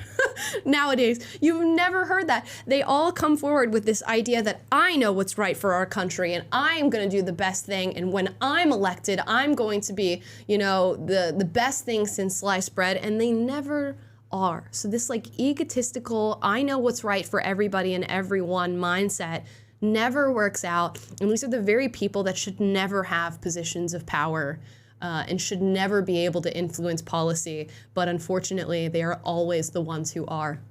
And it's just a devastating thing to realize and watch, man. It just sucks. And on that note, we're going to get into Super Chats. Alrighty. Let's see here. Let me get my little bubble up. There we go. Hello, hello. Okay. Sup, my dude starts us off today. He says, Amala is a proud tattooed woman. Can you explain why a lady got enraged today when I complimented her tattoos? All I said was nice tats. Oh, well, I don't know. I don't know what somebody would have. Maybe she heard something totally different than what you said. And you guys can think. Yeah, nice tats close. Sounds an awful lot like something else. Maybe that's what happened. Maybe it was just a genuine misunderstanding. I don't know why somebody would be upset about that. I cannot give you an answer. I actually think my theory is that compliment? No, I would never be offended by that compliment. I think my theory on her misunderstanding what you said is standing strong. Occam's razor, the most likely explanation. RP Awareness Month says, hey there, gang. Sorry to hear about your boyfriend's friend passing. Other than that, Amala, I'm sure you will be happy to hear that I have to reduce my 304 rantings due to my recent terrible vacation. Last week, I dropped my phone, cracked the screen, got it fixed, then went to the phone. Then the phone went in the hotel pool. Got a new phone on Saturday, went to Orlando EDC and got it stolen. Now I have a cheap one. Wow. Taking a beating there in the technology department. Yeah. I guess no 304 rants in the wake of that. Rants. I guess we'll patiently await when you get back on your feet. Yep. He's going to come back with a vengeance after all that. Isaac Gorski says the price of liberty is virtue. The left embraces sin and treats themselves as their own gods. No morals. The only way to defeat sin is with virtue. I don't know if I completely agree with that. As I said, I have some left-leaning beliefs. At what degree do you become, you know, a left-leaning person? I don't know. It's kind of difficult. I don't necessarily think that they have lives led by sin, but obviously I'm not a religious person, so I don't even agree with the premise by which the argument is made. But that's just me. To each their own. That's your assessment. Yeah, I mean, I think there's something to be said for virtue and strength being like things that you need to. Just having strength, just having a naked power struggle is going to devolve into tyranny, right? Mm-hmm. But having strength with virtue and the ability to adhere to first principles, adhere to values of equality and liberty and all those things, that is how you have functional society. And you were talking about politicians a minute ago and how they lack virtue now and are only interested in their power, and inevitably it devolves, and that just has a corrosive, damaging effect on society. So I think there's more work to do with the framing of the rest of that, but at least on the topic of needing people who occupy positions of power to have virtue, or even just citizens to have virtue, I completely agree with that idea. Isaac again says, isn't it ironic that the left teaches people that they should get away from people who don't agree with them, but get mad when you are willing to get away from them because they don't agree with you? Oh, gotcha. Yeah, I mean, there's plenty of hypocrisy to go around, but that is a blatant example of exactly that. The encouraging of like people to cut out toxic individuals in their lives is one thing if like they're actively traumatizing you or abusing you. It's another thing if they just have differing opinions from yours, and it's a great disservice to separate yourself from people who have differing opinions because you just make your own echo chamber and you're never going to be challenged or be able to confront the inner workings of your beliefs. Kevin Chapman says, hi, Amal and Taylor, love y'all. This is off topic, but do y'all support gender affirming care morally? Should it be legally banned? Is it helpful? I don't think it should be banned. Like, if you're an adult and you want to do that, I view it the same as being a woman who wants to get a boob job. You know, these are operations to you and your anatomy, and we allow people to do that in other realms. Now, obviously, it's more extreme than just going in and getting your boobs done. But if you're an adult who wants to do that, who am I to tell you what you can and cannot do in your body? I could try to dissuade you from it and say, here are some, you know, facts and things, and maybe a different perspective that may lead you to a different conclusion. But people are going to do what they're going to do. I don't think kids should be able to do it. That's like, you can go ahead and knock that off the table, and I guess that would be a ban of sorts. You unlock that right or privilege at 18. Yeah, I'm on a similar page, but I would say if you're asking specifically about like, do I support it morally? I go back to like your maleness and femaleness is an essential part of your nature. I mean, as a Christian, I believe you're made in God's image and you're made male, female. And so kind of rejecting that, I don't think it's what's best for you, but at the same time, I don't want to have you legally not allowed to do things because, you know, even I go back to, I mean, I'm sorry to get down a little Christian rabbit hole here, but in the Garden of Eden, one of the first things God did was give people free will and give them the choice. And you can't coerce people to do things and expect that to be a sustainable way to build a society. So I think people should be free to make that choice if they want to, but I don't think it is ultimately what's going to be best for them because it's out of sync with their nature. So Isaac Gorski again says, ideologues focus so much on pronouns, but they wouldn't be able to figure out how to win a game of Scrabble without changing the rules. Wait, what? Oh, because, wait, do you get points for certain things like pronouns? And I don't understand. You don't get points for pronouns, but you've lost me on that. Maybe I don't know if it's the game specifically, but maybe it's, you know, they're willing to mess with the rules of reality in order to gain the advantage that they want. So if you play a board game, they would do the same. I don't know. Maybe I'm thinking too deeply about it. Isaac, let us know. Oh dear. Randomly Epic says the only neo pronoun I'll use is clown because that's accurate. Savage. Don't think you would have done too well on today's panel. Yeah. No. Let's see. Julian Giangrande says Hunter is annoying. I thought Hunter was reasonably respectful in this debate. Yeah, I think he may get a little bit more heated in his like other stuff that he does. I think he streams and has like TikTok clips and stuff. But no, he was really reasonable in this video. Draktisk says, hi from Finland. First time catching you live. Nice to see how many Finns listen to you. Yeah, we noted that the other day. Yeah. Gives me hope for my country. Keep spreading the love, you two. What do you call them? Finlanders? I think it's just Finns. Finnish? Finns. You just call them Finns. Okay. 2 N's. We do have a lot of Finns who watch the show, which is just shocking. I don't know why it's shocking, but it's shocking. Yeah, I don't want to say like it's an obscure country, but it's kind of obscure. Yeah, it's kind of us. obscure, yeah. But well, love it. Cam Higby says, miss y'all, hope you're doing well. What's up, Cam? Hey, Cam. Producer Cam. Miss Hearts you in the Cam. Switching Bay. It's been a while. Wow, yeah. I don't remember when was the last time Cam was on the show. For all the OG people, I don't even know if that's OG at this point. You had to be here like a couple months ago. Yeah, it's been a few months. It's been a few months. Cam used to run boards on the show. Yeah, thanks for hanging out, tuning in, Cam. Miss you, bro. Lorraine Grubb says, Democrats think they're more compassionate, but their solutions don't work. The best advice is from a book. When helping hurts, the answers are in the middle. Or the book's named When Helping Hurts. The answers are in the middle, and the extremes need to listen. Yeah. to you for thank you for this. Yeah, that's the thing with that whole debate about compassion. Compassion shows in a lot of different ways, and sometimes intent, while your intent may be one of compassion, your results can be, the exact opposite. So that's something to always bear in mind. Brittany Maddox says, first live, your voices help me solidify my personal beliefs and be confident in expressing them to find a partner. Should the man always make more money? Should the man? No.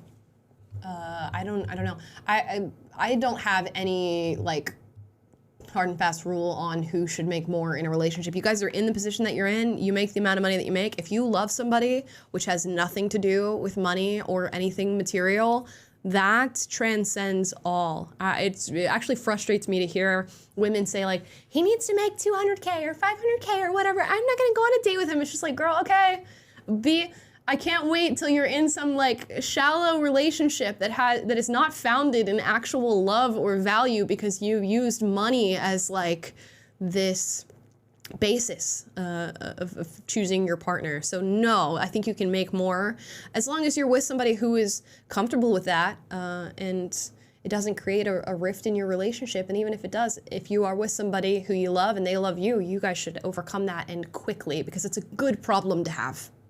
It's a great problem to have. And we'll get more into that discussion on Saturday's video forthcoming, in which we're talking about modern women's dating standards. Yes, that's going to be a fun one. Let's see. Vicky Bell says, I like this Jubilee episode. I think because everyone there did change their minds at some point, it's easier to listen to them because you can tell they at least try to think for themselves. Yep. And then you have more respect for the person you're talking to who's on the other side because you once were there and you can understand the logic that they've used to get there or the experience they've used to get there. So it makes for a much easier conversation that way. Yeah. This was clearly a self-selected group of people who have had the ability to question what they have previously believed. And anytime you just have a little bit of healthy self-skepticism, that makes for a better, more productive conversation. It's the people who are absolutely certain of the correctness of their worldview on every possible point that become people you can't really have productive discussions with. Let's see. RJ7 Adventure Ready says, watch the video of Hunters on YouTube in regard to trans identity. Trans women should be, this is hard. I'm just going to read the letters he said. Trans W should be W and TM should be M. So trans women should be women and trans men should be men. Though he made a compelling argument to sympathize for trans people / non-binary, how do you justify a visit to the doctors? How do you justify a visit to the doctors? I'm not quite following how you're saying, the question follows from everything else. Is he saying that even when you go to the doctor, that you're going to get to the bottom line that your identity is in fact not what your biology dictates? Maybe that would be a good point if that's the point he's making. Yeah, I think if that's the point you're making, I stand by. I support you. Sorry, on RJ. that point. Sorry. I know it's limited characters. We gotta try to decipher the answer. Yeah. Kevin Chapman says, "Whoa, America first, Amala, LOL. I understand where you're coming from, but I disagree. I think sending aid to Israel and Ukraine is very important." Yeah, I mean, we can agree to disagree on that. I'm not saying that it's unimportant or that America should never help other people in need. I just think if you're an American citizen sending your tax dollars to your government, that is supposed to be specific to you and your fellow citizen. So if you and your fellow citizen are not taken care of before that, tens of billions of dollars is sent to another country, then we have a problem. So, and I think America First comes with a lot of, it comes with an undercurrent of thinking that America is better than other countries with the way that it's phrased, and I think with the way that people take it in. But it's just to say that if I give my money to my country, it should come back to my country in full force before it goes to others. I'm all for helping, other people who are struggling. I still don't stand by the money sent to Ukraine or Israel. Most definitely not. Dansu Duhast says, Amala, I was wondering if you would ever have Anna Kasparian or Brianna Joy Gray on your show. Would love to see y'all have a conversation. I don't know the second woman, but I do know Anna Kasparian, and I don't know. I'm open to having We tried her on. once, remember? We did. Oh yes. Okay. So we did. We reached out to Anna Kasparian. Shout out to my girl Sabrina. Used to be PR. She reached out to Anna Kasparian and was like, "Hey, we'd love to have you on the show." And then she made this whole big deal about it, right? Because I worked at PragerU at the time, and she's like, PragerU has reached out to have me on one of their shows, and I think Dennis Prager is disgusting. I think he's garbage. And we're not friends, is what she said. Yeah, we're not friends. I don't want to have a discussion with you or whatever. Now, Anna Kasparian is singing a very different tune, mind you, towards conservatives and towards conservative beliefs, which, again, we give grace to those in the midst of their pendulum swing, but she was a little catty, okay? And we went back and looked at the screenshot of the message that Sabrina sent her, and it was literally like, hey, Anna, like, we see that you're talking about, I think crime is what she was talking about. And we happen to have a lot of middle ground on this issue. We would love to get two people from opposing sides to sit together and have a conversation about it. And I think it would encourage like healthy dialogue. It was something to that effect. And her response was to go on her show and say, they're not friends. PragerU is garbage. I hate Dennis Prager. It's just like, okay. It just makes you view the person differently, because there's no way that you like in good conscience are having that response to what was a very like benign, if not genuinely welcoming comment. So you must have to like twist things in your brain and twist it for the public in order to have a response like that, that, mind you, she put on her show for hundreds of thousands of people to see. Right. You want to say, well, maybe her PR person didn't communicate all the nuance of how we asked or whatever. But if you're going to go on air and talk about it on your platform, you better like get the facts straight and know the context in which you're being asked. And yeah, that was not a good look. But I think she's since come out even more like a little bit more moderate, a little bit more willing to have discussions. So I don't know. I mean, do we show extra compassion and be open again? I don't know. I wouldn't. I'm open to it, but it's just interesting now that she's been completely like beaten up by leftists for saying some of the things that she said, that I'd be curious to see what her response is now to being on the show. And I know Brianna Jo Gray, I see her on Twitter, and I think she does news hits from time to time, but she's a leftist. I think she worked on the Bernie Sanders campaign and is just kind of like an outspoken leftist. But yeah, maybe. Yeah, need to get some more. I was about to say spicy content, but that kind of sounds weird. More engaging. These days, you can't say that. Debate worthy. Yeah. Stemple 19 says, I have the experience of being on both sides of this, having gone from right to left to right. Very jarring both times, and different, quote unquote, right than I was. Yeah, I can imagine. There's a lot, which is so funny because we view it as like this was such a significant moment in my life when I changed from one side to the other, and people make a big deal out of it. But now in retrospect, I'm like, that shouldn't be that big of a deal. And the fact that we're making it a big deal actually gives more weight to it than it should have. If you have a change in ideology or a change in opinion, that's totally normal and natural for human beings. So we shouldn't be like, oh my gosh, Anna Kasparian is changing her tune on this, or like Amala went from left to conservative or whatever. We should just go, oh, you changed your mind on that. That's cool. Moving on. Because we can't give it that much weight anymore. It actually undermines the idea that people should do that freely. Penny Sandor says, hey there, Penny from Hungary, and I live in Finland. Another Finland. Another Finn. Person. Another Finn. You know, like hold that head for a second, that Finn. I love you guys so much. I feel like schools, especially in the U.S., don't teach critical thinking enough, and those teachers who do get silenced. Or those teachers who do teach it get silenced. Yeah, it's sad. The state of our education system, and probably the state of worldwide education, is not great right now. It's very distasteful. No, indeed. Celtic Blacksmith says, I'm a bit late. I thought I missed your live yesterday. You're toying with my abandonment issues. JK. Sorry to hear about your boyfriend's friend, though. Yeah, thank you so much. I really appreciate that. And yeah, we wanted to make up for the lack of live yesterday by doing one today. So hopefully this makes up for it, guys. Forgive us. Didn't abandon you. Stephanie Fonseca says, you two helped me stay rational.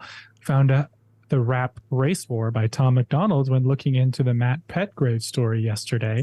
Have y'all heard that rap yet? Haven't heard the rap and haven't heard of that story. Have you? The Matt Petgrave story?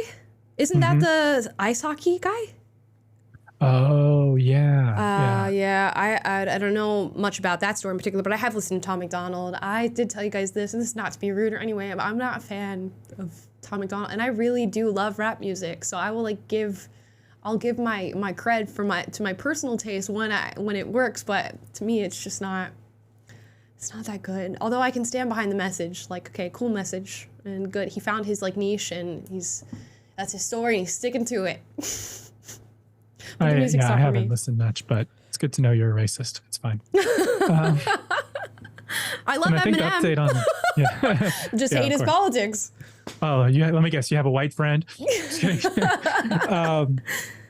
But I did see that they made an arrest. I think they arrested the hockey player who killed that guy. Yeah, it's gonna be a tough case, I think. Yeah. Tough case. Yeah. Ava says, hello, I'm Ellen Taylor. Always great watching you and hearing what you have to say. I have more to say, but I can't, so I'll leave it in the comments. All right. We'll be watching the comments. Yeah, we need to like lobby YouTube to make the super chats a little longer. Not too long, because I know y'all will be writing essays in there, but a little longer. Megan Kahn says, I used to be moderate and I don't think my views have changed, but because the world has changed, I'm more right-leaning. Yeah, it's a lot of people feel that way. As people go more and more left, you feel like you're moving more right, even though you're standing in the same place. It's kind of like when you're at the beach and you stand in one spot, but the waves move, and it feels like you've moved like 40 feet, even though you haven't moved. Yeah, it's just like that. Yeah, you put your stuff down, and the tide comes in, and all of a sudden you're sitting in water. Let's just keep going with these analogies. I'm Maidan Haidar says, Amala, just as you talked before about your political beliefs transition, did you experience that also regarding religion? Can you talk a bit about that? No, I've never been a religious individual, so I can't say that I've ever had a transition in that sense. I've just never been a believer, never stuck for me. I did as a kid, like during summer, there'd be like VBS camp, Vacation Bible School. So I did do that a little bit. And yeah, here and there was introduced to a lot of different religious beliefs. Like even though we were not a religious family, we'd go to church every now and then and, check out what people were saying and thinking. And it's just never really stuck for me. Never gotten through. But all of the books y'all send are wearing her down. I'm just kidding. I've got like 7 Book of Mormons. I've got a few like annotated Bibles that you guys send me and stuff. So far, it has not changed my mind, but you know what? I appreciate that you guys have something that is important to you that you want me to be in on. It comes from a nice place. We hope. Dr. Swain says you should watch Helen Joyce's debate on if trans ideology threatens liberal values. It's a popcorn grabber for sure. Okay, I'll have to check that out. Helen Joyce. I think I might have seen that in my YouTube recommendeds. Probably. I've seen her name a lot, and I follow her on Twitter. I'll check that out. Setma Dude says, nice tats was a joke. Thanks for getting it. Okay, so I got it without getting it. It went over my head, but I still understood. Says, hey, AMMA and Taisley, love you guys' work. I'm currently listening to you guys while on the job. Working in a mail order warehouse has its perks. Keep up the good work. In a mail order what is that? What is a mail order warehouse? I don't know. I mean, people, you know what a mail order is? Like people send in through the mail to order something, and maybe a warehouse. No, you know where my brain immediately went to? It went to like mail order brides. And I was like, gosh. I was like, what the heck is a mail order warehouse? Okay, but now the more you know. So that's my mind went to Buddy the Elf working in the mailroom on that movie. Yeah. Oh, yeah. Where he's drinking the whiskey and stuff. Oh, man. Fun fact, one of my jobs in right after high school, I worked in a like rebate fulfillment center for tires. Mm-hmm. So people would, send in their mail-in rebates, and I'd have to like get a huge stack of them and like process each of the documents and check if they're accurate and everything before they could get their rebate issued. Sounds like a lot. Sounds like your eyeballs would hurt at the end of the day. I could have used a podcast like this to listen to back then. But of course, I don't think podcasts were really a thing. Yeah, That right. was like 2007 or 8. I don't know. Dating myself.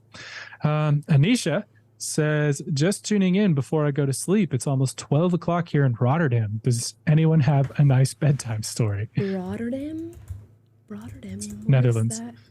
Oh, it is. Okay. Yeah. Very, very cool. I don't have a bedtime story for you. I just told you one about my high school job. There What you was a go. high school job of yours, Amala? I worked at a traveling pizza company, and shout out to them, which is so funny because we were talking about religion, and the owner of the company was religious. So the name of the traveling pizza company was Shadrack's Fiery Furnace, which, if you are in Florida, you guys can go get pizza there. It's a legit place, which is funny, but. I guess there's no humans burned in that story, so Yeah. it's, So there it's you go. okay. It works out. I guess it's sort of empowering. I guess at the end of the day, through the Christian mindset. But if you don't know the story of Shadrach, Meshach, and Abednego, it doesn't really matter. You just hear Shadrach's fiery furnace, and you're like, okay, that's cool.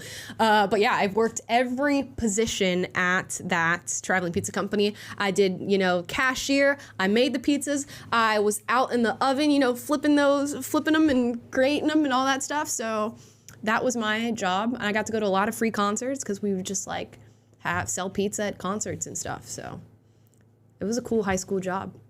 Shout out to my boy Gary at Shadrack's. And now Anisha is fast asleep after that Yes, she is. calming bedtime story. Celtic Blacksmith again says, I think government programs are useless as an ashtray on a motorcycle, but to each their own, and fleece my home, or whatever it is that Amala says. To each their own, Charlize their own. I need to start coming up with different iterations of that now that you've said that. That's awesome. Yeah, it's another thing we need to put on a t-shirt. Yeah. Mr. Diggs says this show makes the top five list easily. Hey, love that. I love that. Thank you. Appreciate it. And I got a couple more here. Kiara Zir says, hey, love you guys. Questions for both of you. What are your thoughts on Vivek Ramaswamy? Have either of you been watching the debates? I have not watched the debates since the first ones because I'm like, it's too theatrical. It just sounds like it's like a Comedy Central roast, but nobody's really funny. So it's kind of just really hard to watch. So no, don't watch the debates. I've seen a lot of Vivek stuff because he goes to a lot of like independent media sources to interview. While I will not endorse any candidates, I will say that there's a lot of stuff that he says that I agree with. I think his anti-war position right now is really, really solid and deserves to be spoken about. I can tell you one person who I do not like is Nikki Haley. Oh my gosh, I don't know what's going on.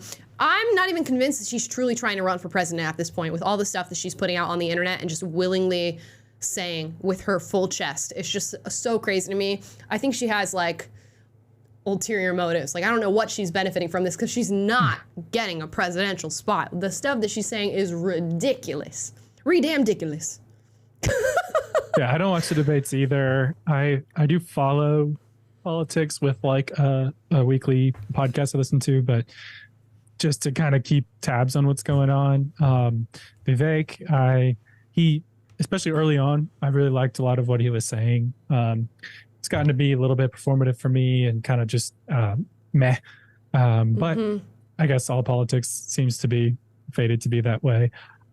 So yeah, no strong opinions there. And then Nikki Haley, I think she's just kind of like your mom's Republican, like from a different not your mom specifically, but like, definitely from the like prior generation. And I think she does have a lot of appeal to people who are not on the internet and people like who are not even Gen Z, but even like people just who are on the Twitter sphere. Everyone hates her, but out there in like Fox News watching world, there's a lot of people who are giving her a lot of support, and she supposedly has a lot of traction in Iowa. I don't think she'll win. I don't think anyone's going to beat Trump, but she deserves we none shall of it. see. She deserves none of it. That woman is crazy. Anyways. Yeah. Says, dang character Livets. I work at a Christian bookstore and we send out books and miscellaneous gifts via mail order. closest thing to a bride is one of our willow tree figurines. That is good. It would be very weird if the Christian bookstore was in fact selling mail order brides. that would not be a good look. But it's good to know. Thank you for the clarity on that. I think I'm the only one who thought of mail order bride directly after hearing where you work. So that was just me. My bad.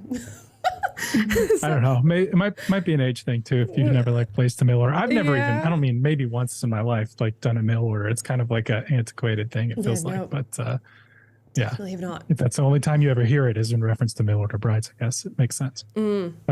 Christopher Alcine says, another great live. Have you heard about the 15 black high schoolers that killed a white student in Las Vegas? I did, and that was just absolutely horrendous. It was one of those things where I saw the video and was just like, oh gosh, I cannot watch or see this, and it was just too much. It's just devastating, and I can't imagine what that kid must have gone through, what his family must be going through. It's just heart-wrenching.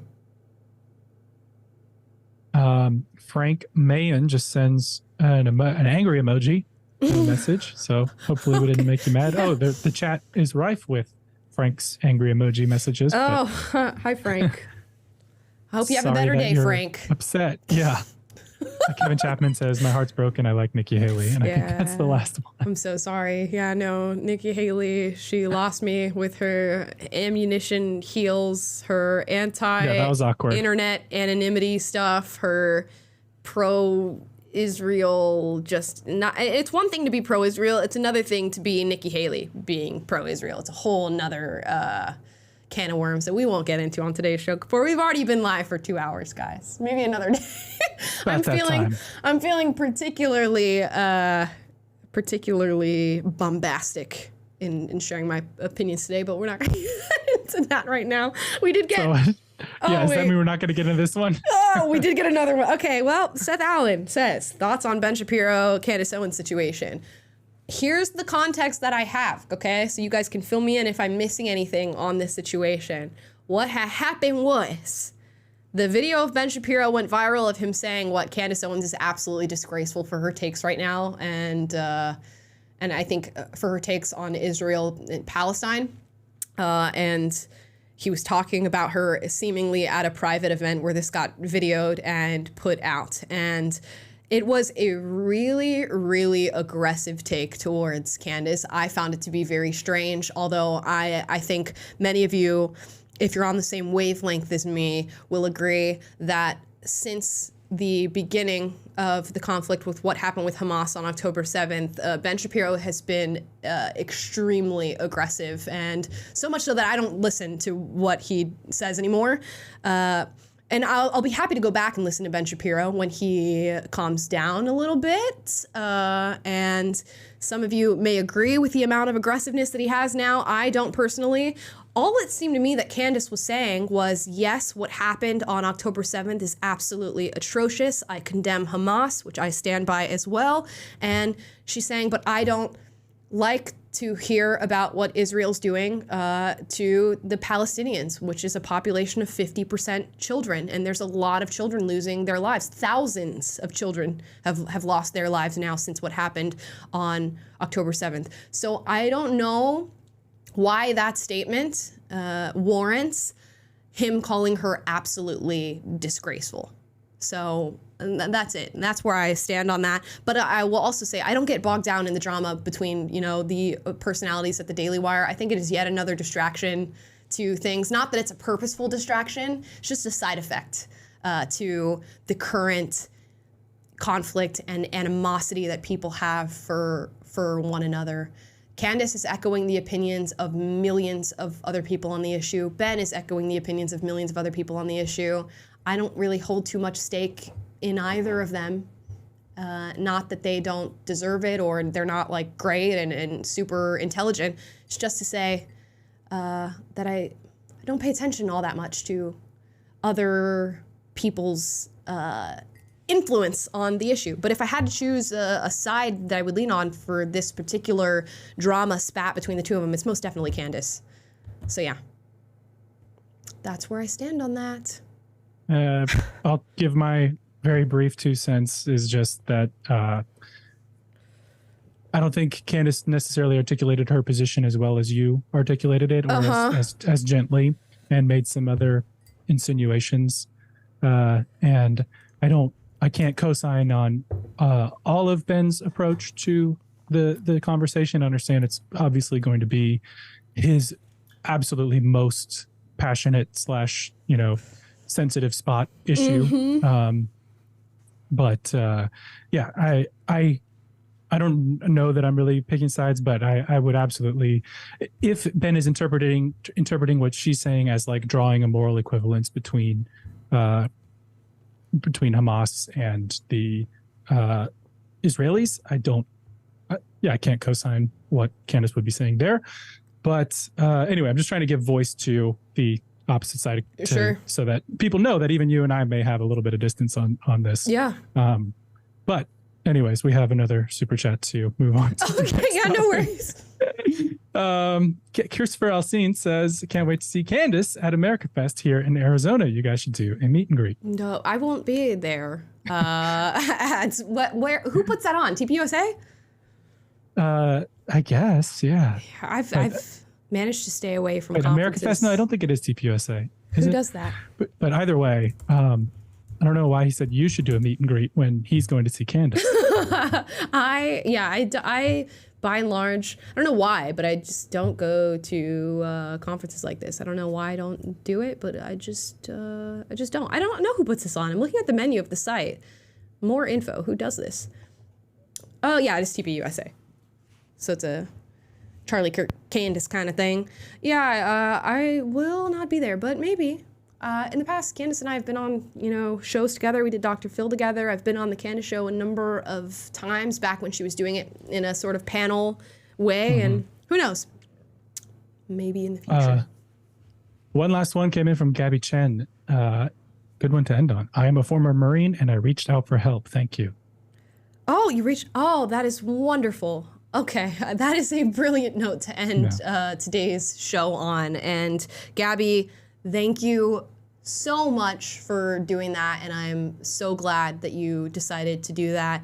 Again, guys, if you are just getting into the show or you haven't heard the beginning of this show, if you are ever, struggling in life with anything and it's getting to a point where you can't take it anymore, even before then, be proactive about your feelings, especially feelings of depression and despair, and reach out to people. I guarantee that there is somebody out there who would jump at the chance to listen to you, to help you, and whether it's somebody you know or a stranger, doesn't matter.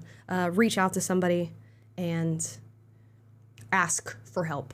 There's no shame in asking for help. So Gabby, thank you for taking that step and doing so in a public way and letting people know that that's what you've done. Yeah, guys, show some love for Gabby in the chat. That's awesome. Yes. And we did get one more super chat here. Dysentery LX says, hey guys, first time live, unrelated question. I've been wanting your opinion on if MLK were alive today, how do you think Americans would receive his message? Black Americans would receive his message. I don't know. Well, it's hard to answer. If he were alive today, there would have been a whole other thing that happened with the civil rights movement. It could have gone in a totally different direction. It's kind of like that whole butterfly effect. If he had survived that day, many things would be different. We don't even know what the state of Black America would be if that was what happened. So I don't know that I can give an answer to that. I don't know. I don't think at the end of the day many woke people would take to that idea, given that it is sort of antithetical to what they believe now, but I can't say that it may not be something that they would come around to. It's a hard hypothetical to engage with, I must admit. Yeah, I think the biggest difference between then and now is our grasp of the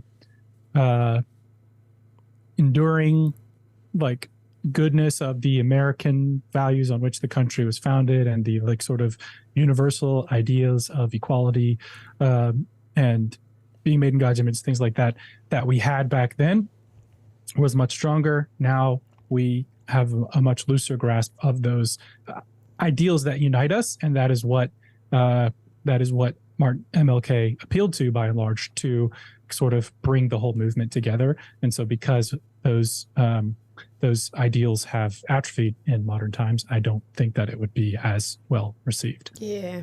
Might not be as powerful. Last one, and we're getting the heck out of here. Allie Love We are. says, big Colorado fan over here. Don't always agree with her, but love hearing her perspectives. I never know what I'm going to get, and I like the challenge of thought. I'm assuming me is her. I'm her? Okay, great. I appreciate that. That's awesome. I love that. I love that this is a place that you can go whether you agree with me or disagree with me, and we can just, duke it out, talk about it, and engage with one another. That is 100% the goal of this channel and this show. And with that, that closes out our episode reacting to former conservatives versus former liberals on Jubilee Middle Ground. Guys, thank you so much for watching. Oh, she meant Candace Owens. I said read it as Colorado. Oh, so she's a Candace Owens fan, doesn't always agree with her, never knows what she's going to get, likes challenge. Just as good. Perfect. Okay. Big Colorado fan. That's so funny. Okay. That works too. I can see how that is an honest mistake. No, but that's great. I think we should always engage with people, even though we can't agree with everything. That's most people in your life. You're never going to agree with somebody 100%. With that being said, guys, like, subscribe, click the notification bell to be notified every single time we're live. That's Monday, Wednesday, Friday, although today is Thursday. This is a special occasion. 1 p.m. Pacific, 3 p.m. Central, 4 p.m. Eastern. Plus, we post videos for you guys every single day. I'll see you tomorrow for Friday's live show. Can't wait to have a fun Friday with you guys. And again, as we said at the start of the show, if you are struggling, reach out to somebody, have a deep and meaningful conversation about exactly what it is you are struggling with, and face it. Face it, ladies and gentlemen, no matter how hard it may be. And with that, have a fantastic rest of your Thursday. Bye, guys.